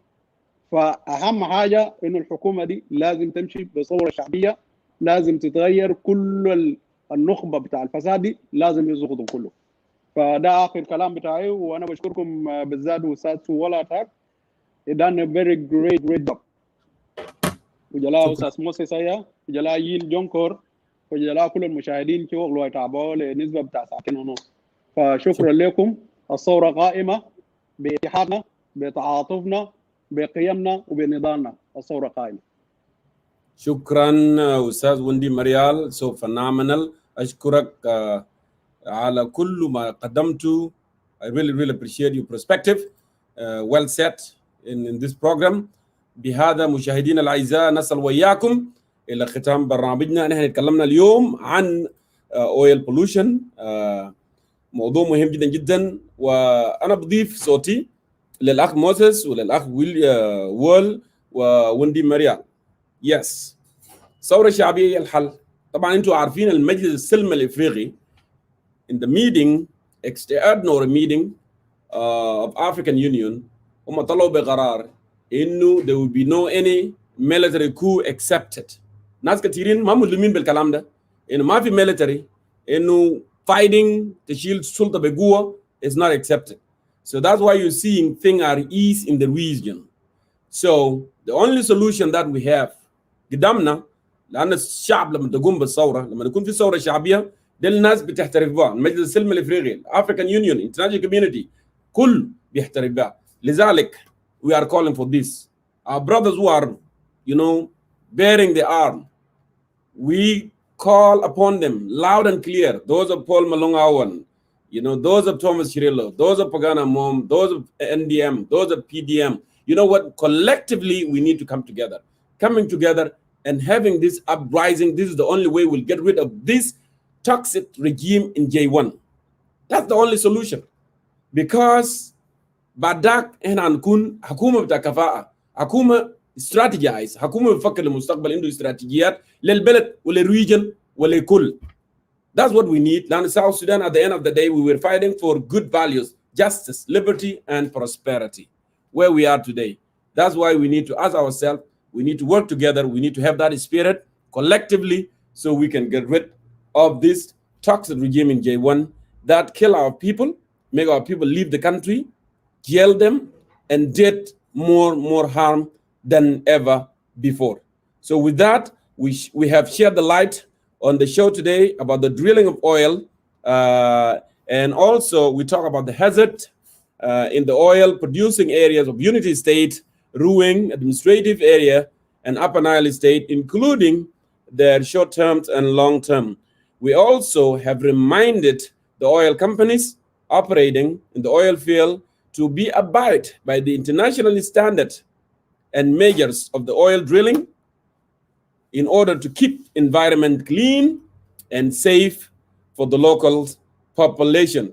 These are the things that we covered today. We have also urged our environmental activists, and I repeat, our environmental activists, in collaborate with the local, with the citizen, with those who are speaking together, to wake up and force the government and the oil companies to ask for compensation from the government and oil company. We have also urged the government of South Sudan to ensure clean environment, which is they are not going to do. And that's why we are calling for an uprising and guarantee that the local ecosystem is protected against the hazards of oil producing in the area of Unity State, Ruweng Administrative, and also in Upper Nile State. We have also addressed the fatal of oil revenues in the hand of the government of the Republic of South Sudan, and the reason why we don't see the oil money reflected in provision of the basic services to the local population in our beloved country. Above all these points, we have talked about the way forward regarding the current mess in the country as a total political change, the emergence of the Second Republic for a better South Sudan for all of us, for our children and for their children throughout coming generation. That will be the only way out from this situation that we are living in, So South Sudanese, we need to put our hand together and work together. So this contaminated, this toxic regime in J1 must go away. So we can have light-minded South Sudanese who are coming to strategize and plan for this country, this beautiful nation of South Sudan. With that, thank you so much for watching. Thank you for being part of Concerned Citizen. Always, this program was produced by members of United Citizen for Change. Thank you for so much, for being part of that and producing. And I presented myself into you. Thank you. Have a lovely night.